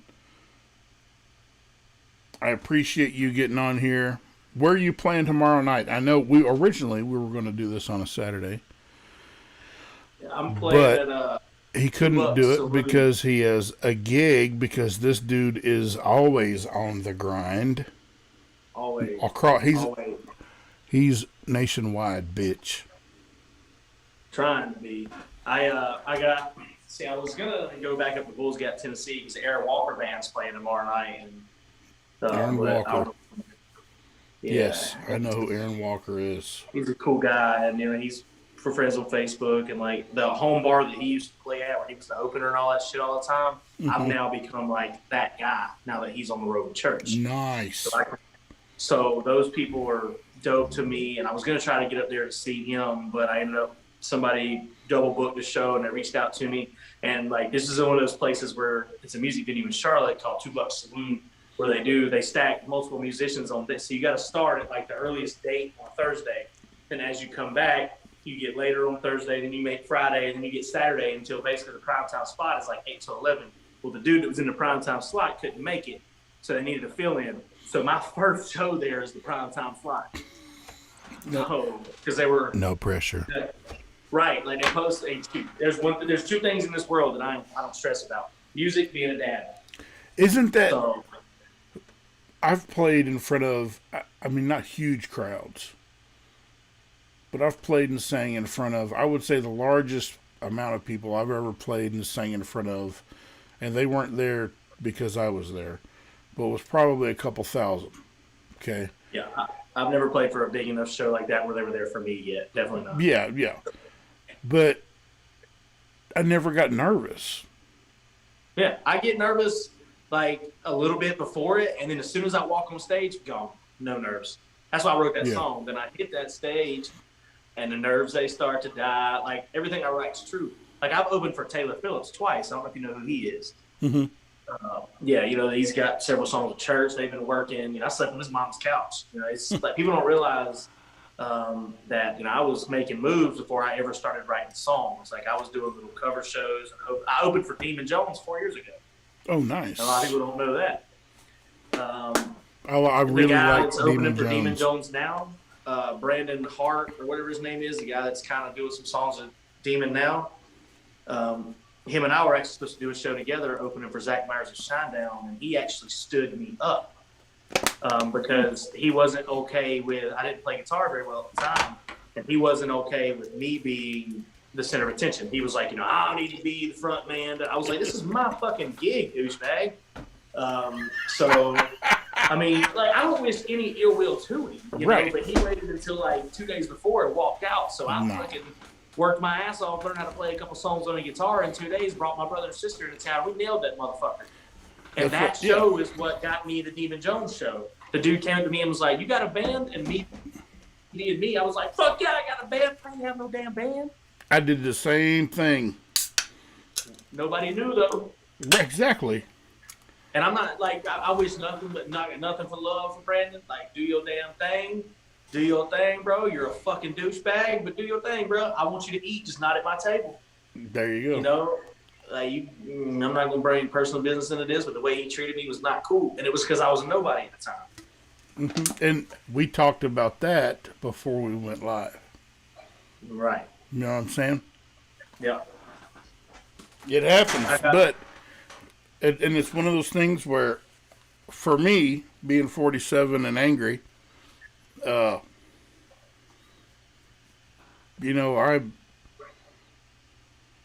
learning as I get older. I want to react more than I want to sit back in the cut and kind of let things happen. You know what I mean? I want to be like, bam, all on it. But right. I've learned, I heard a saying, it's better to not say anything at all and have people think you're an idiot than to open your mouth and remove all doubt. Yep, people don't know you're ignorant until you tell them. Mm-hmm. And like, I tried to tell a certain someone, Wendy will know what I'm talking about when I say this, but I told a certain someone here recently, I said, you can talk yourself out of way more things than you can talk yourself into. Mm-hmm. Shut up sometimes. Yes. That's why I'm super nice always. I'm super nice to people. I'll tell you how I feel. Like I can tell you right now, I think that dude's a douchebag for what he did to me. But I still want him to eat, just not at my table. Yeah, and that's You know, I love that expression. He'll never control the outcome of anything I'm doing anything with ever again because I'm not. You don't get that control because you blew it. You learn. And I also owe him because he forced me to be like, fuck this. I'm never gonna need somebody else. Mm-hmm. If my whole band stands me up, I can still show the fuck up and play a show. Yep. I want to say I saw just a real quick snippet of an interview on Instagram, and I want to say it was with DMX, where he's talking about. He said, my life's too short and I'm too old not to trust people." And I was like, that's interesting coming from a well-known artist. You would think they would be apprehensive. You know what I'm saying? Everybody. But then he explained it. He said, I don't, it's too much energy to not trust people, but just always trust that people are going to be who they are. Yep. And so it goes back to that, burn me once, shame on you. Burn me twice, shame on me. Trust that person is going to be who they are every time. They've shown you who they are. Yeah. And so don't be surprised when they treat you the same as they did before. Another statement that I made recently was I am humble enough to know that I can still learn from some people, but smart enough to know to keep them at an arm's distance. Yeah. Yeah, and that's a maturity thing to me. That if knowledge. If I came into the game when I was 23 years old, none of y'all would give a shit about who the hell I am. Like, I wasn't a bad person, but I was a little cocky for no reason. Like, I had no reason to be cocky. Nobody has any reason. Douchebag. And I was a nice guy. Yeah, for sure. Like that picture, like I was a nice guy, but I had a little chip on my shoulder for no damn reason. I had nothing. I was nobody. Like I tell everybody, none of us, we ain't shit, but we are the shit to some people. Mm-hmm. And so you got to know when to be around. You got to be yourself, but you also got to be humble, man. And I truly, still to this day, don't know how to take compliments. People tell me, "Oh man, I love your voice." I'm like, I don't know how to, because I'm not used to it. And I grew up without that shit. I grew up fighting for attention from a man that didn't want me. So it's just, but it also made me, like I said in that song, he wasn't showing me what to be. He was showing me what not to be. Right. And we talked about this earlier, where fans of artists, they like artists for whatever reason. Hopefully, to me, in my opinion, the best reason is because they relate to your music and your art that you are putting out there.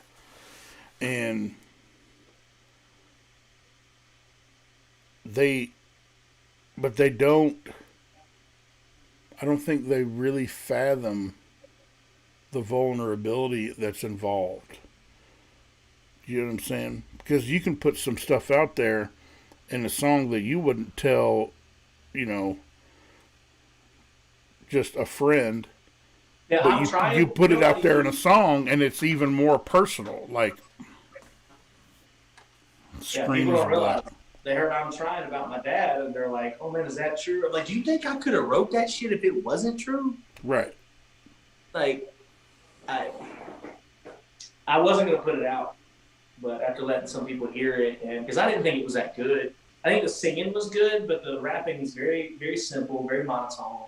But again, I did it that way on purpose because I wanted the focus to be on what I was saying, not what I was doing vocally. Mm-hmm. They ended up being a little bland. I still love the song. And I might, one of these days, add another 2 verses to it and do an extended version or do a remix where I tell the rest of the story. Mm-hmm. Because I've grown as a rapper exponentially more. Like, I've tried to grow in every genre, but growing as a rapper has made me grow as a human. It's made me grow as well with the country and southern rock. And, like, my cadence, my flow, I've improved. And I want to keep improving. Yeah. And, being, and I'll say this about myself also. Meaning, Wendy, very interesting. Go ahead. Uh, as songwriters who put words together in beat with a certain feel, when you when you write a rap song that like your songwriting or your lyric writing ability in the past with music and a guitar helps you do that because you have that ability to write to emphasize a beat. You have that flow and cadence. You just happen to normally be singing it instead of spitting it. You know what I'm saying? Right. And people think rap is just simple. Like I've explained to some people, I'm trying to overdo again, it would be, I wake up in the morning and I'm wondering if my dad will call, really sick and tired of wondering if he even cares at all. Like it would have feeling and emotion instead of wake up in the morning and I'm wondering if my dad will call, I'm really sick and tired. Like it was just my very first rap song. And but like I said, it is what it is. We have to grow as artists, and I wasn't even planning on releasing that. I was planning on just doing that for therapy. My dad didn't speak to me for like 5 years, 4 years, some shit like that. The day I put that song out, the motherfucker tried to get a hold of me through 9 different people. Shows you what kind of person he is. He was like, he needs to take that song down. That's nobody's business. Fuck you. Fuck you. Well, and that's somebody that just, they don't understand and what an artist does. They, an artist says, this is what I'm going through and I need to express it and I want to express it in this way. If you like it, that's awesome. If you don't, then I hope you find something that you can relate to and that you do like, And as far as independent artists in my mind, you know what I mean? And that's why I like independent music so much, because there's no rules. You don't have to follow, this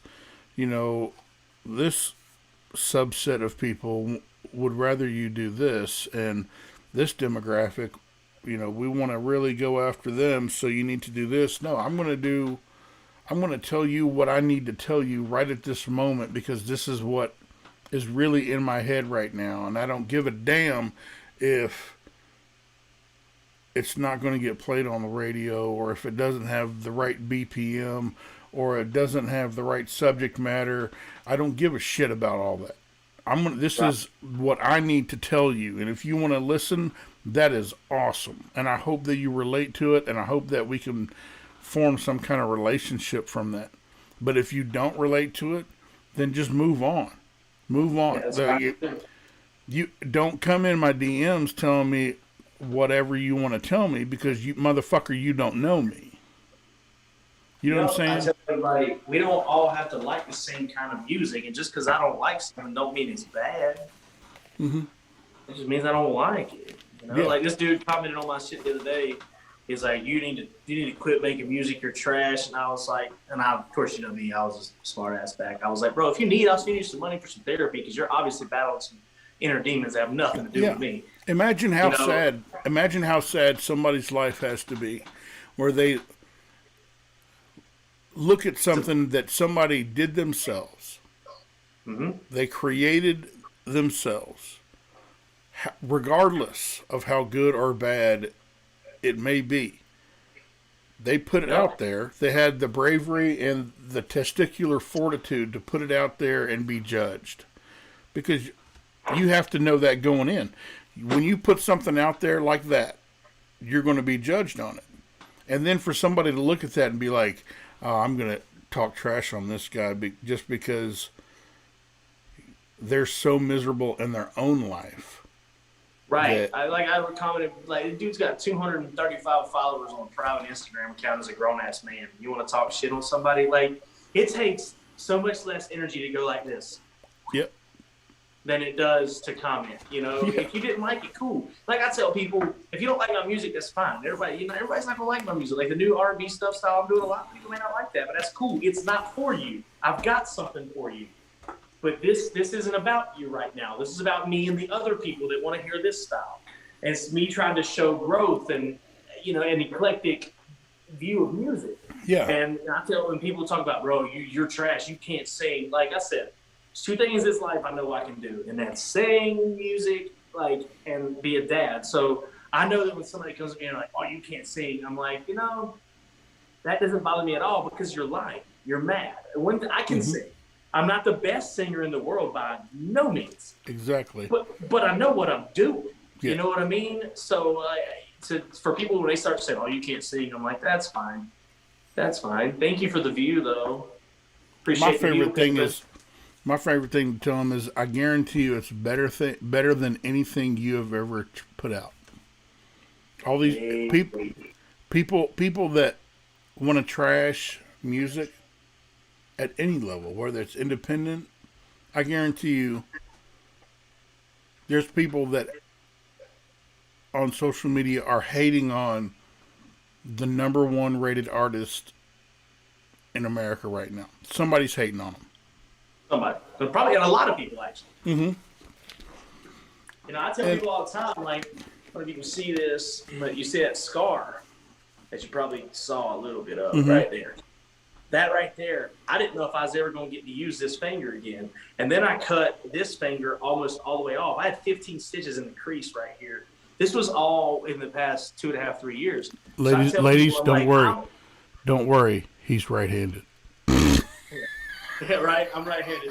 But like, so I'm up here playing guitar, and like I still struggle with bar chords because the strength in that finger. That would be horrible. People, I'm out here making music, writing music, and playing with a Edward Scissorhands hand, and you're on your Instagram account in your mama's basement talking shit about me. Who is really the miserable one here? Mom, bring me my bowl of macaroni and cheese. I've got to put a rude comment. Charger? My phone's almost dead. I got to talk shit about this guy. Like, and they've never done shit in their life. They've never put the work in. Always love it. You know, I've had people message me and be like, "Hey, I want to get into making music. What do I need to do? Like, what is because people just don't know." Right. They're like, what's the first thing I need to do? And I'm like, first thing you need to do is you need to start writing. Just start writing every day. Just start writing. Yeah, get out of my DMs and start writing some shit now. Yeah. And then you need to buy a computer. Tell me when you have a computer. And that's when I stop. Because they don't come back. Yeah. And there's a difference. And I had this, I said earlier, I like to make the joke, the worst thing that ever happened to the independent country rap game was me finding Gary Vee and Adam Calhoun in the same month. You know what I'm saying? Because that's what made me start doing any of this. And I've worked my ass off to get to what I'm doing now. But at the same time, I also have a job that I work 50 hours a week at. I've got a wife and 3 kids that I love and are extremely busy with stuff. And so it becomes a matter of how much do you want it. And I guarantee you that there are people out there that would be legendary artists. They have that ability within them, but they don't have the fight. They don't have the mindset to put the work in to get there. And that makes me sad. And that's why I gravitate towards independent music, because those are the people that it's not easy. It's extremely hard. It's extremely hard to grind for 5 years, 10 years, 15 years and never really, really get noticed because you don't have the backing. But then and I'll be the first to admit, like, I agree with what you're saying. You can do music for 10, 15 years. Like, look at Broadbacks. OG's been doing it his whole life. But then, like, I'll tell a lot of people, I have been extremely blessed with some of the connections that I have made on accident and some of the things that I have done. Because, dude, people don't realize I put my first single out January 2nd of this year. Right. So, but I think real recognizes real. And I think everybody, I think that I am actually being successful. I mean, you got to put out music, and I think it's good, but whatever. And everybody thinks so. I know people that are like, my music's good. You listen to it, it's like, wow, that's not good at all. But I think it's more like me, like that I'm nice to everyone, even when there's a little beef. I'm like, dude, I'm good. Like, don't eat at my table anymore. But well, over you're there, real. I'm gonna harass you. And I think people gravitate to that because they see that that's not an act I'm putting on. That's truly who I am. Yep. Like, you don't tattoo "Show Love" on your knuckles as a joke, you know. I thought those were peel off. Do what? I thought those aren't peel off. You get them, you put it on there, get them wet. I didn't know I thought maybe you had like thousands of those temporary tattoos, and you have to put them on every time you make a public appearance. Every time, bro. That's why I don't go Instagram Live for a week at a time, because I let my fingers rest. I gotta put my tats on. Y'all come out. I need to put them on. All right, so let's talk about. All right, obviously you're a new artist. I'm a new artist. We are two guys trying to do some shit. Yep. And it's a really weird thing for me to think about the fact that there are people that look at us that are where we were 2 years ago, 3 years ago, 5 years ago, that are wanting to do something. And they don't see us as like the destination. They look at us as people who are on the journey that they want to be on. You know what I'm saying? And that's honestly why I'm doing this. This whole interview thing is by accident. Right, that's what you were saying. And everybody has Justin Orrick from Adam Calhoun's camp. He's like, I'm starting to realize that Justin Orrick is like the brain behind that whole thing. But Justin Orrick's a cool ass guy, man. He is. And he's the reason this whole thing started. So if you don't like my live streams, then you can DM him and blame him. But it is something that, like, when you decide that you want to do something, I'm like, the way I look at this is I want to be an artist. I want to pay my bills doing what I do. And then it evolves. And I really enjoy this. Like, I really enjoy talking to artists and producers and people that I respect in the game and listen to. And then I just, hey, you want to come on my show? And they either say yes or no, or sometimes they say yes and they don't. And it is what it is. But it's still part of what I want to do, what I want to do. And so I'm just going to keep doing that. And if it the worst thing that can happen is nothing. Right. You know I got in my song, I don't know if you've heard it, but "Pull Me Away" with Cloud9.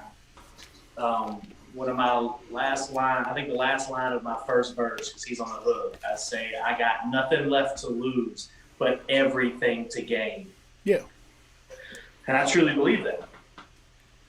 And I think that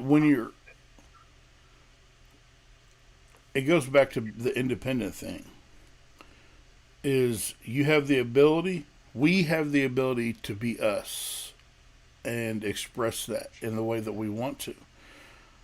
And we're used to nobody caring, so we don't mind when nobody cares.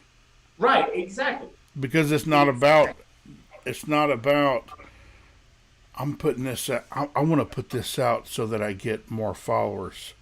No, this is what I'm providing. This is the entertainment that I'm providing for you, and it's honest and real, and it's from my heart. And if you're down with it, that is awesome.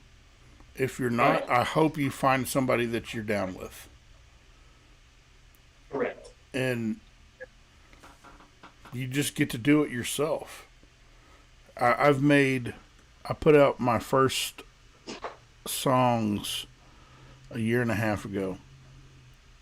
I don't know how many I've put out. Probably, I'm going to guess around 15. Nice. And my distro kit has made a total of $22. Hey. And I'm completely fine with it. You know what I'm saying? Because Right. I'm still going to put out music, and doing interviews and having these live shows hasn't paid me anything. You know what I'm saying? But Right. I enjoy it and I love it, and so I'm still going to do it, As even you if it should. doesn't pay me anything. You know what I'm saying? I haven't made But- much money yet, but it takes like 3 months to get your stuff back. Right, right. So like, and it's cool because when I got my stuff back, it said that my biggest places, my most streams were in United States, Canada, Great Britain, and Australia. Right. Isn't it weird to see those other countries, and they're like, It's oh, weird. somebody, let me find the weirdest one that I've ever gotten. I had people listening to me in the Ukraine and Russia, and I was like, hold up, wait a minute. Who the fuck? You know what I mean? It's wild.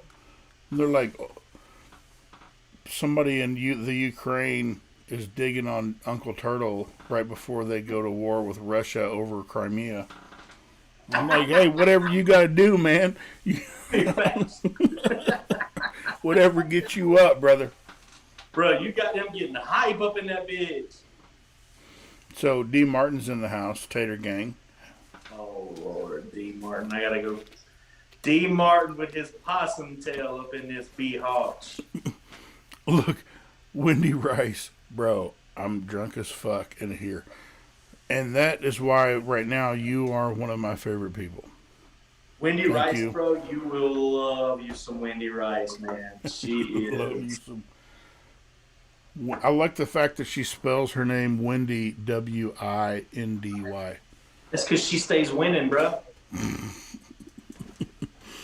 I was Humble, gonna- real, and relatable. She don't know about me.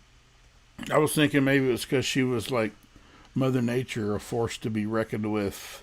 Oh yeah. You So know. Tater, his possum tail on top, we now call that the tater tail. His wife pulls on that when she's banging him from behind. Pagan. She's getting pegged. Tater is one of those people that became an instant, like, virtual brother, so to speak. Yeah, he's a good As soon dude. as I met him, I forget how I met him, but as soon as I met him, it was all like a chicken bone, bro. Like, he's from around where I'm from. He grew up, an hour and a half away from me, but now he lives in Washington State across Right. the country. So I love that dude to death. We don't agree on everything. Like, there's some recent stuff where him and I had a little back and forth where I don't like this, and I'm just gonna be real about it. But you have to have those conversations, because if you let things fester, then you make it bigger in your mind, and then relationships are ruined. So he knows how I feel, and I know how he feels. Yeah. We're gonna move forward. And just to let you know, he is very patiently waiting on a verse from Uncle Turtle for a single. Hey, It's written. It's written. It's just not recorded. I told him I'd have it to him this weekend, and he's been He waiting. don't want a verse from Shawn Paris. He ain't asked me for something yet, so he can kiss my ass right on the whole part. Kiss his ass, Tater Gang. Kiss my balloon knot, bitch. Oh, balloon knot. You don't want no feature from the Shawn Paris, bro. You don't want them problems. I'm not good enough to get on a track and tell you. Hey, the one that we're doing, it's pretty badass. I feel like I say this after every time I write lyrics. I'm like, oh, these are the best bars I've written. These are the best bars I've ever written. And I don't know if they really are or if I just really enjoy them at the moment, you know? Bro, some of the best bars I have written are going on a cipher with Cloud9 he's putting on some. Did you see it on my story the other day? Mm-hmm. Started doing country, and you know that I'm a pride like that. They had that little bit of like I was listening to Ritz right before I wrote that. You know, he's got that Right. and I try to grow. And so I wrote that freaking verse, and I just started doing it, and that shit got. The deeper I got into it, I was like, "This is fun. This is fun." And then I got to the end of it, I was like, "What?" Because I started writing it around the idea of you can't change the people around you, but you can change the people around you. Yeah. So You so can't then change I was like, Yeah. You can change who they are. You can't change the way right. they You think. can't change the people around you by changing who they are, but you can change the people around you by changing the actual people around you.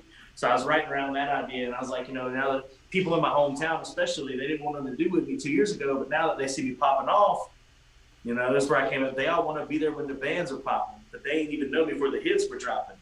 You know, they try to deface me. I'm already clocked in. They calling me Dennis, and I be slinging the rod, man. Like it's. That's a good one. That's a good bar. Then I said, I started singing country, and it's how I got them locked in. Picked up the guitar, and then they really started rocking, spitting on a beat. Now they know that I'm a problem, winning over losing because the latter's not an option. Working on their minds till I'm sleeping in the coffin. They call me the Joker. It's better than Robin. I be in the city of Gotham, showing up lit and obnoxious, free shit at the auction. Throwing shots like Matumbo was blocking me. No, you won't get in my pocket. Like I've had some little wordplay, and I'm starting to learn wordplay. Well, all right, the Dikembe Mutombo reference. And, okay, people may know that they could hear that bar and be like, oh, yeah, Dikembe Mutombo was a big man for the Houston Rockets. I think, wasn't it the Rockets? The Rockets for a while. No. Yeah. And then, so they're going to know that. But then you also added that whole little no. And people who know who Mutombo is know what that means. And so it's like an extra little flavor. It's an extra little flavor in the bar. That's right. good. Like they calling me Dennis. They call me the Dennis because I'm slinging the rod, man. Like people were Dennis, like, hey. Yeah. Exactly. That was a good one. And then, like I said, I go into the and just that's to me is one of the neatest verses I've written so far. Mm-hmm. And I hate, like, I don't say I hate that I'm not that I wasted it on a cipher, but that would have been cool to turn that into and I've got a song coming out. I sent James G the idea and the beat yesterday. So me and James G got a track coming out here soon. Nice. And that's what I've done that before. I've been on a cipher and I've submitted some stuff for other ciphers that, you know, and you push yourself because you know you're going to be on there with other people and you want to show out, bro. Yeah, and then you're like, dude, these bars I'm really thinking these bars are pretty hot. Do I want to do this on a cipher, or should I save this for one of my own things? And right, and then I got to thinking the people that I'm going on a cipher with, it's for Cloud9. He's gonna try to get like maybe a guy out of Chicago and another rapper out of New Jersey. So I was like, you know, I want to put my best bars on this because people that are gonna hear it are people that aren't. Like, I try to tell people, I am not a country rapper. Mm-hmm. I am not a country rapper. I'm not in hip hop. I'm a country singer that grew up on a farm and I rap a little bit. Because most of my stuff is not country rap style. Right. Like this new R&B stuff that I've done, it's not at all country rap. You know, and I fuck with country rap, I do. But I'm just not in that lane because, you know, I've got a lot going on, you know, and so when some people hear country rap, they automatically write it off. So I'm just trying to be hip hop and let them judge the music. And you know, like the one I got coming out, me and Cloud are gonna try to shoot a video for it Sunday. And it starts out, it's called Smoke and Mirrors. He comes in, yeah. Like you don't hear any of that in country rap. Mm-hmm. So yeah. Anyway, I don't know why I got off on that tangent. I love tangents. Tangents are my second favorite thing in the world. Get off oh my God, it is 11:30. I know. Well, let's jump off of here. I'm probably going to go live on Instagram for a little bit, just as an after party thing. I like to do that. But I'll probably so pop in. yeah, man, hop in, and I appreciate, like, I really do appreciate you getting on here, and I knew it was going to be a good time, and it was. Had no doubt. You're a good dude. I love your music.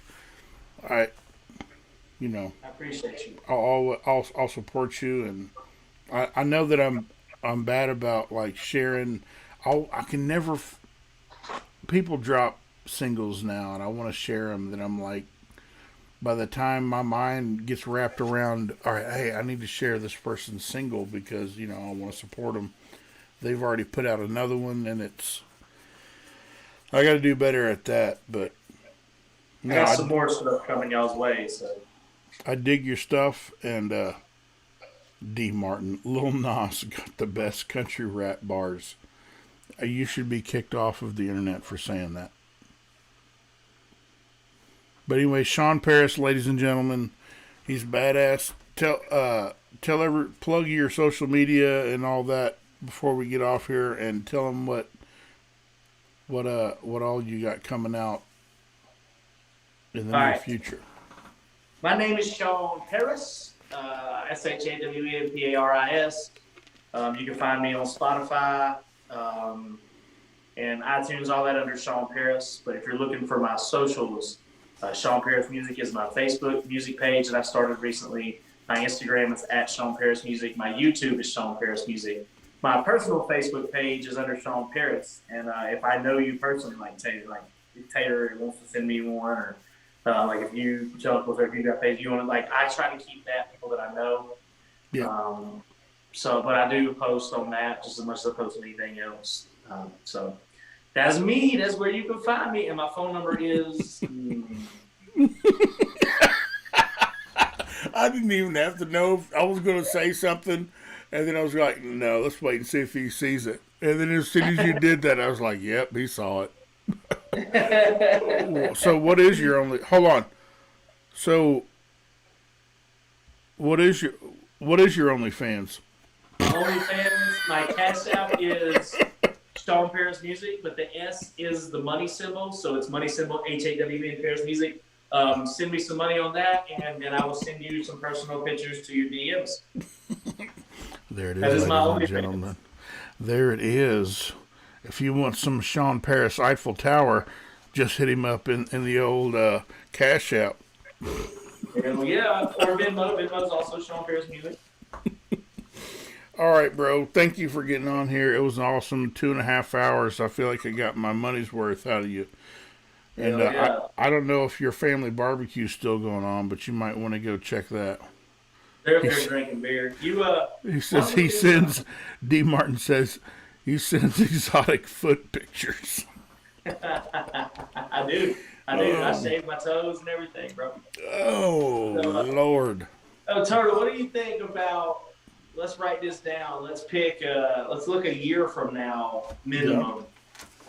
Let's do this again. See where we both are. Oh, absolutely, dude. Absolutely.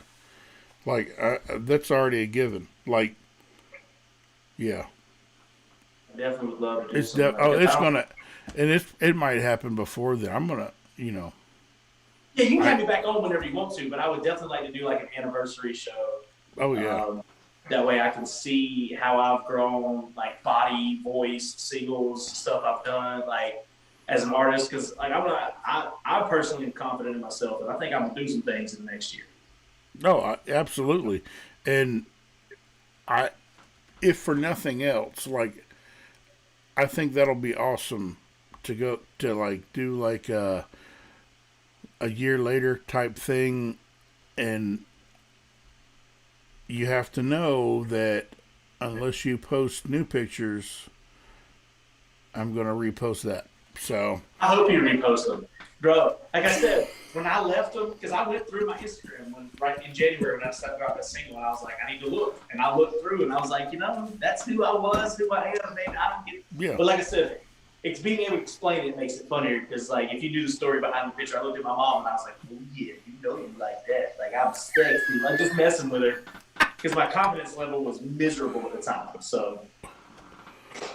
Oh, that's awesome. You're a good dude to talk to, and I appreciate you jumping on here. And you will be on again at some point soon. And Appreciate it. next week, hold on, I screwed this up on my story earlier today. Mm-hmm. I screwed it up. Uh-oh. My schedule, right? Mm-hmm. My schedule I put out was Shawn Paris tonight, then Vendetta, the producer, next week, who's a dope R&B producer. Like, he does some really cool R&B rap shit. You should check him out also. And then I put on that I was going to have a certain artist that I had on a date when I already had somebody else. And I put that out there, and I feel horrible because, all right, so the person that I put out that I was going to go to interview Doris Ann Music on the 8th, but I had already booked Arvel Terry, and so I had to explain to both of them how I screwed up, which I screwed up, so I'm not, I did it. So Arvel Terry will be on May 8th. He's releasing his new single May 7th, and it's dope. He's a country artist. Country He's singer. reached out. He's reached out. And then after that, I'm working on somebody right now that's going to be dope, and they're thinking about it. So I don't want to announce their name, but Vendetta's coming up. I got stuff in the works too that I can't announce yet, but if I get this notified this weekend, y'all might see a post from me next week. It's gonna blow some motherfucking minds. Just be ready. I love that. I love making those posts. Well, I'm gonna be on another planet. I'll probably make the post and then go live. People are gonna want to fucking talk to me. There you go. I'm excited for you, bro. Ladies and gentlemen, Shawn Paris. Check him out. Unbelievable music. He's a country singer, and the dude can rap. He's doing some amazing stuff with Cloud9, another artist you guys need to check out. That's dope. But Shawn, thank you for jumping on here, and we will be talking soon, of course. Yes, sir. Show love. And I appreciate you being on here. Ladies and gentlemen, go check out his stuff. He's dope. And he's an awesome dude. He's an awesome dude. Stay tuned for Uncle Turtle Shawn Paris mashup.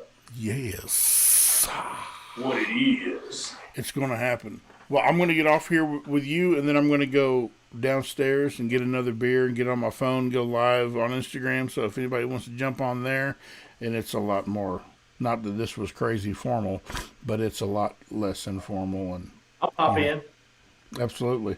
All right, dude. Shawn, thank you. And I will see you in just a second. All right, brother. Ladies and gentlemen, that was Shawn Paris. If you don't know, you should. So go follow my boy and go listen to his stuff. He talks about some deep stuff. And he talks about real stuff. He's a good dude. Reach out to him. I guarantee you won't be disappointed.